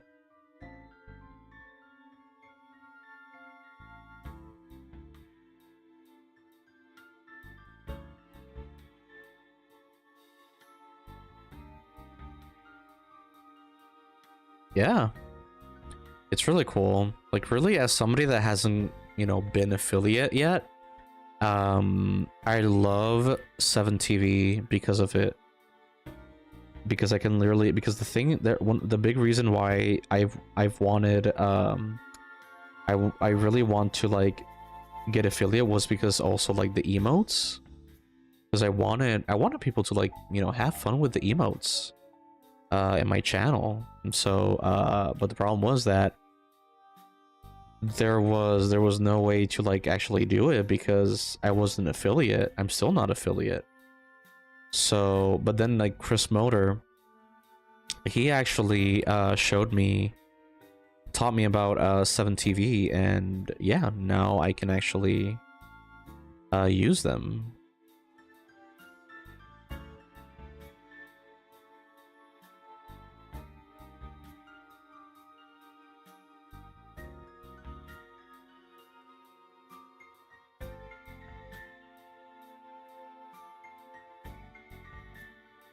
Look at that gloss.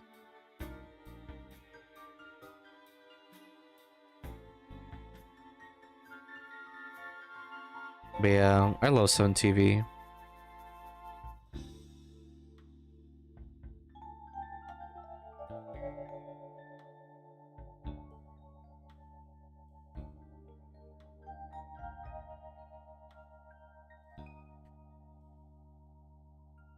Lip gloss is glossing? Hell yeah. Lip gloss is glossing.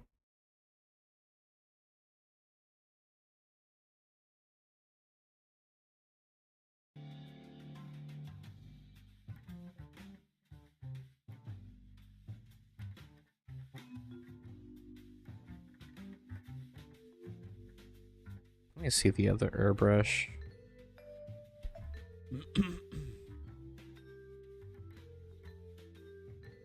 Here we go.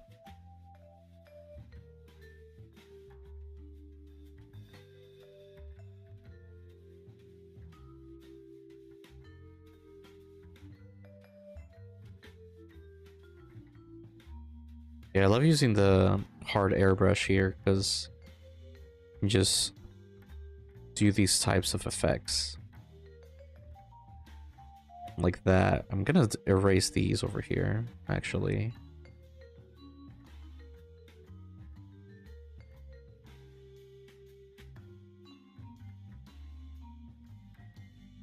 I love it because it makes everything look like a gem. And like, I know I'm a gem. But yeah. My god, I laughed like Ugly Betty. The funny thing is, I think I mentioned this so many times, but I saw Ugly Betty, like the original version, while doing my thesis, so bench watch that shit on TikTok. So you alien? No, wait, what? Ugly Betty's not an alien? What is American Ugly Betty feeding y'all? Your rendering process is so satisfying to watch happen. Thank you. Yeah, no, like, it's mostly just airbrushes and just boom, one stroke. Like that.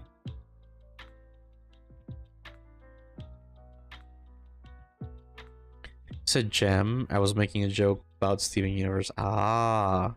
See, I knew that was gonna come up at some point. I knew that was gonna come out at some point.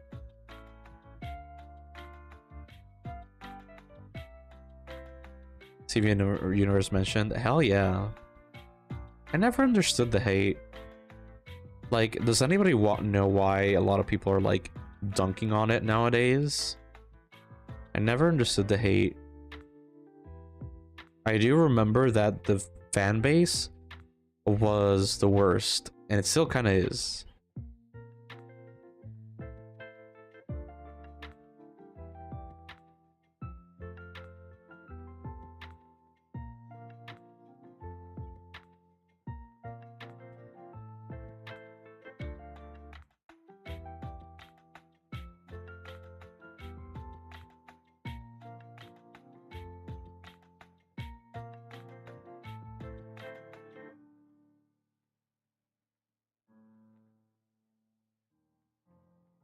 Probably because the delays? Really? In part, I thought it was because, like, they cried a lot or something, but... Yeah, I think, yeah, I think I get it, though. I remember it was, like, a huge hiatus. But, like, I think people now are just used to the hiatuses now, like, super long hiatus. Like, I remember, like, the hiatus for, Owl House was super long. Or extended hiatuses, yeah. 2016 Steven Universe Instagram fandom was so messy. Yeah, I still remember the whole, I think it was like a thin rose quartz. Yeah, it was like a thin rose quartz, and I think that it got so bad that, like, the creator, like, Rebecca Sugar, had to, like, step in and be like, y'all are messy. Stop it.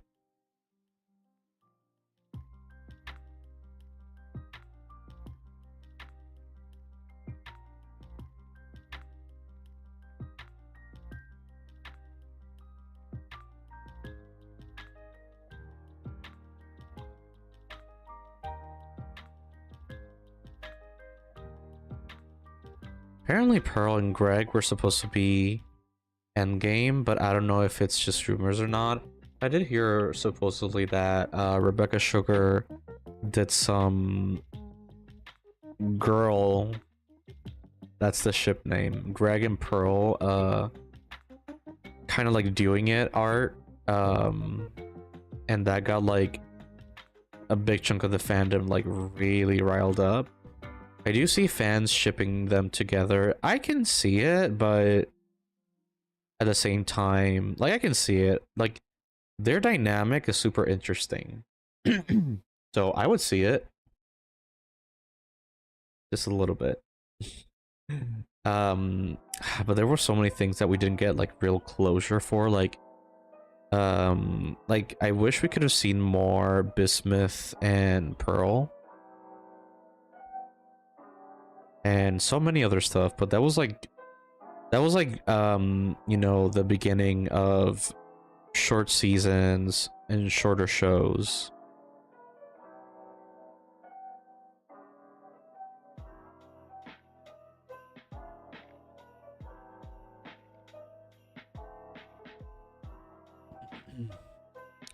I know, right? So many open-ended plots. Yeah, there were so many. So many, but what can you do? Again, it's like it's the thing with Steven Universe is that it, like, at least Steven Universe Future kind of was in this it was already during the time of, you know, the whole you know, short season shows, like because I know Steven Universe and Gravity Falls almost kind of started in the same time, and but Gravity Falls had to like end earlier actually. Like they managed to do, like, you know, solve a lot of things, but there were some things that weren't solved yet, you know, but they had like a whole ending. But with Steven Universe, like, they managed to go like with the full story. And like Rebecca Sugar revealed that she had the whole thing already planned out. Like there were like drawings and stuff from like the final episode of Steven Universe. Like I think since 2018. And that thing, or no, like 2018, 17, something around that time. And so and the final episode was in 2019. Like late 2019. So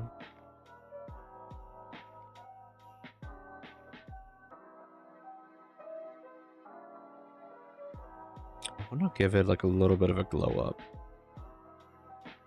Go for color dodge.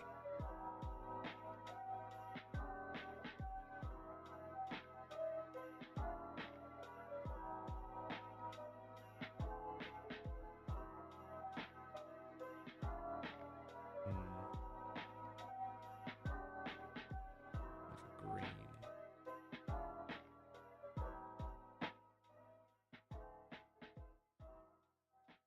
There we go. And get a little bit of that pink in there. Just like make it pop more. I would say I would push back these colors a little bit.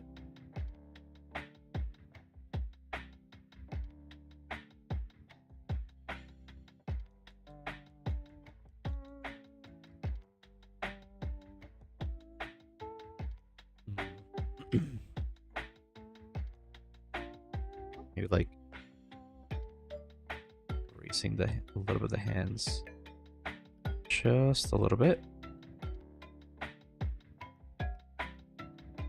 That way they pop even more. Also, it seems like a lot of show creators don't want to answer fans after the show is done. Yeah, like a big part of it. Hold up.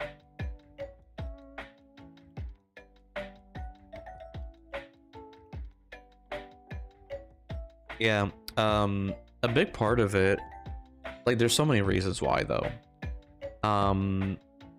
In big part, it's also because NDAs.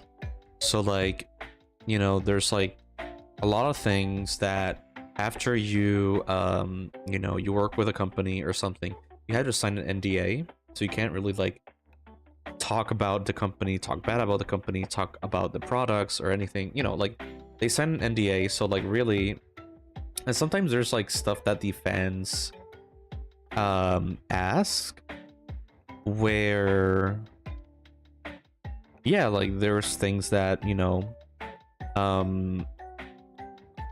that might get a little bit, you know, risky to say, so they don't answer that. Other things is that, you know, they probably don't answer it, I don't know, maybe because like they want to like move on with a new show and new stuff. Because sometimes you have like, you know, for example, probably like I don't know, like just an example. I don't say like he did this, but like for example, what if like Alex Hirsch, they ask him, like continuously ask him stuff about Gravity Falls, and Gravity Falls ended like years ago. You know, maybe he wants like people ask about his newest show, which is the Netflix one. So like again, it's an example, but yeah, like sometimes it's either some artists just want to like move on, other artists, I don't know, maybe they just feel something about it or just don't want to talk about it because maybe they were working on something in the future. So it all really depends.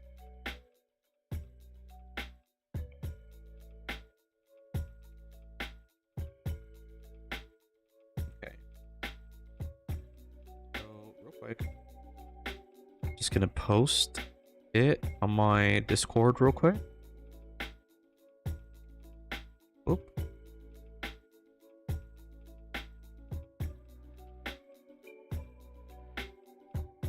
Let's see here. PNG test. Oh.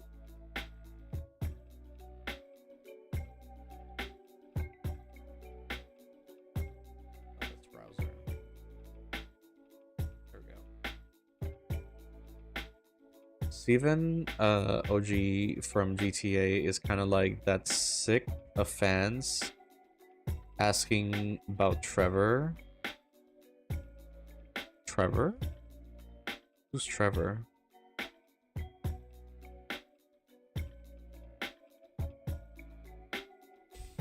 I'm like, who's Trevor?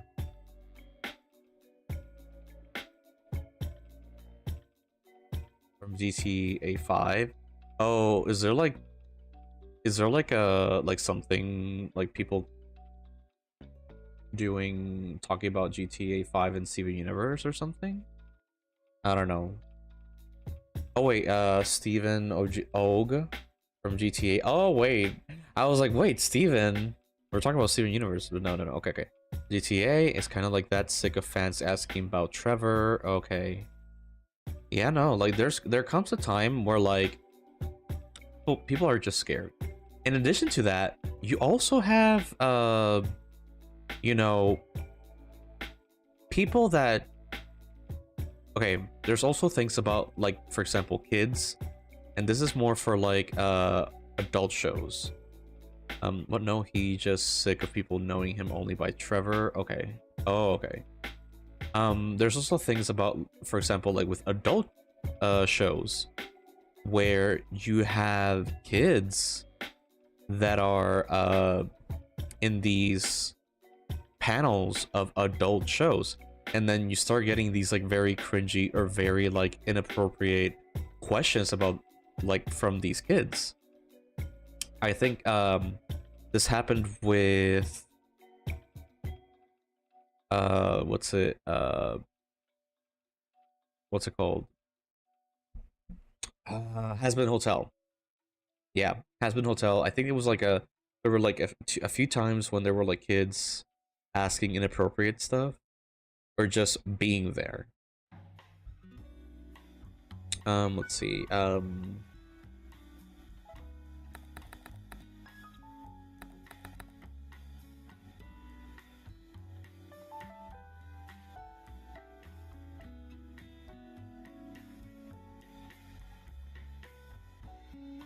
Wait. Where is it? Hold up.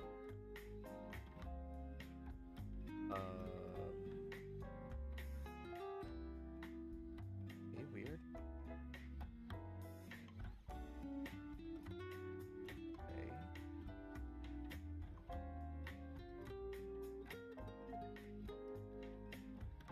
Wait a minute, but where is... I just put a name and I don't see it. Oh, I did like a whole other collection.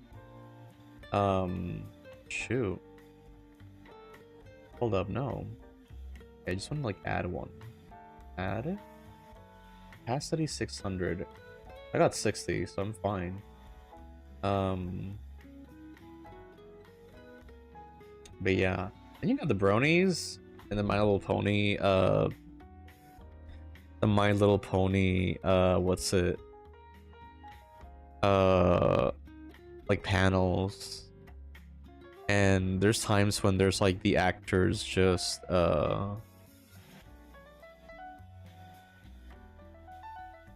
there's times when like the actors just like feel weirded out by some fans. Shoot, I'm trying to see how I can just add one. It's been a minute since I've been here. The emotes. Add emote. There we go. So I'm just gonna put it here. Must be less than 1000 by 1000. Okay. Let me, okay, share PNG. Copy. Just gonna put it in another square. So 1000 by 1000. There we go. Paste. There. Yeah, I completely forgot that I have to like lower it. Allow. I can imagine Horsecock being brought up during those panels. Yeah. Or like sometimes it's just sometimes it's just like you know, things that they want the actors to say for like a ringtone or for like just to do things with. And yeah, now we're talking about the same fandom that had the Rainbow Dash in a jar.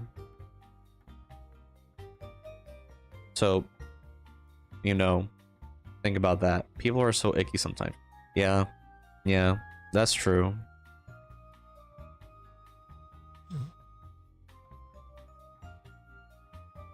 Save image. Yeah, yes.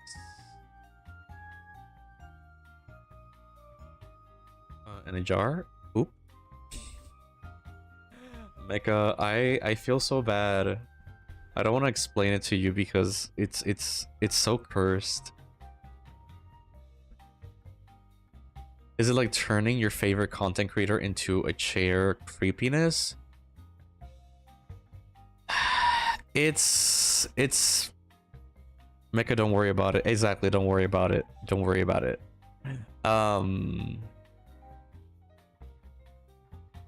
Yeah, no.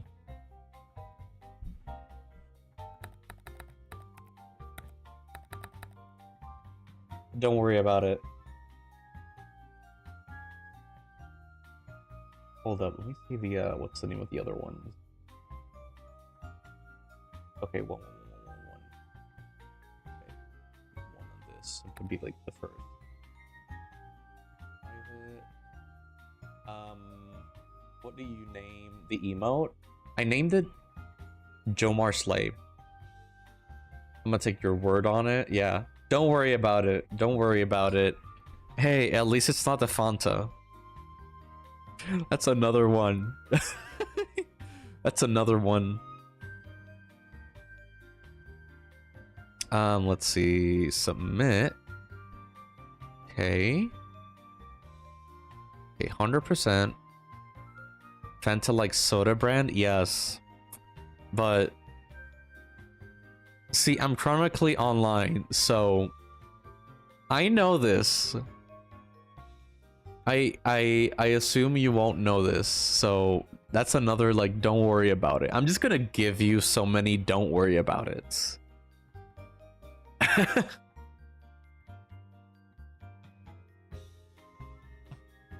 Okay. So, ooh, I like this. Let's see this. Okay, there.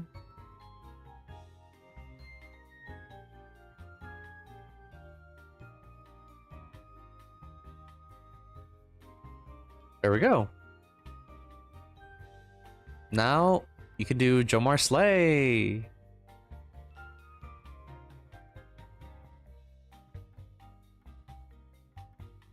It turned out so good.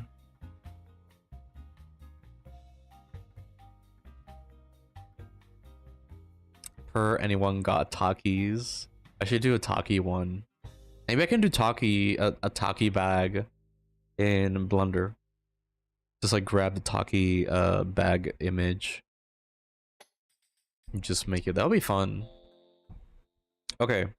So it's pretty late. Let's find somebody to raid. See if anybody's up. There's probably people up. Yeah. Let's see. GG's. Yes, GG's. But yeah, it's been fun.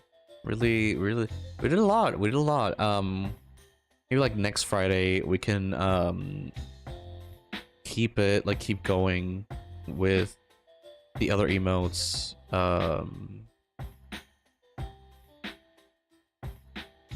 Just looking for somebody. It's been awesome sauce. Yeah, same. Yeah, we're really close, guys. We're really close for affiliate. Yo, there's this cute Pokemon artist looking thing. Okay, found somebody to raid. Simon Red. Everything looks so cute and so Sparkly. Let's go for them. Great time, yeah. Get y'all's Jomar slays ready. Yeah. Let's go for it. Okay. Okay, so thank you everybody for coming to the stream. Really appreciate it. Stay tuned on Wednesday for another fun-filled VTuber stream.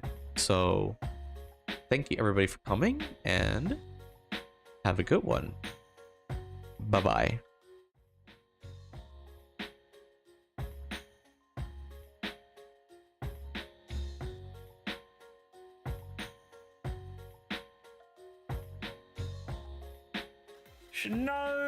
No, how was your stream, my friend?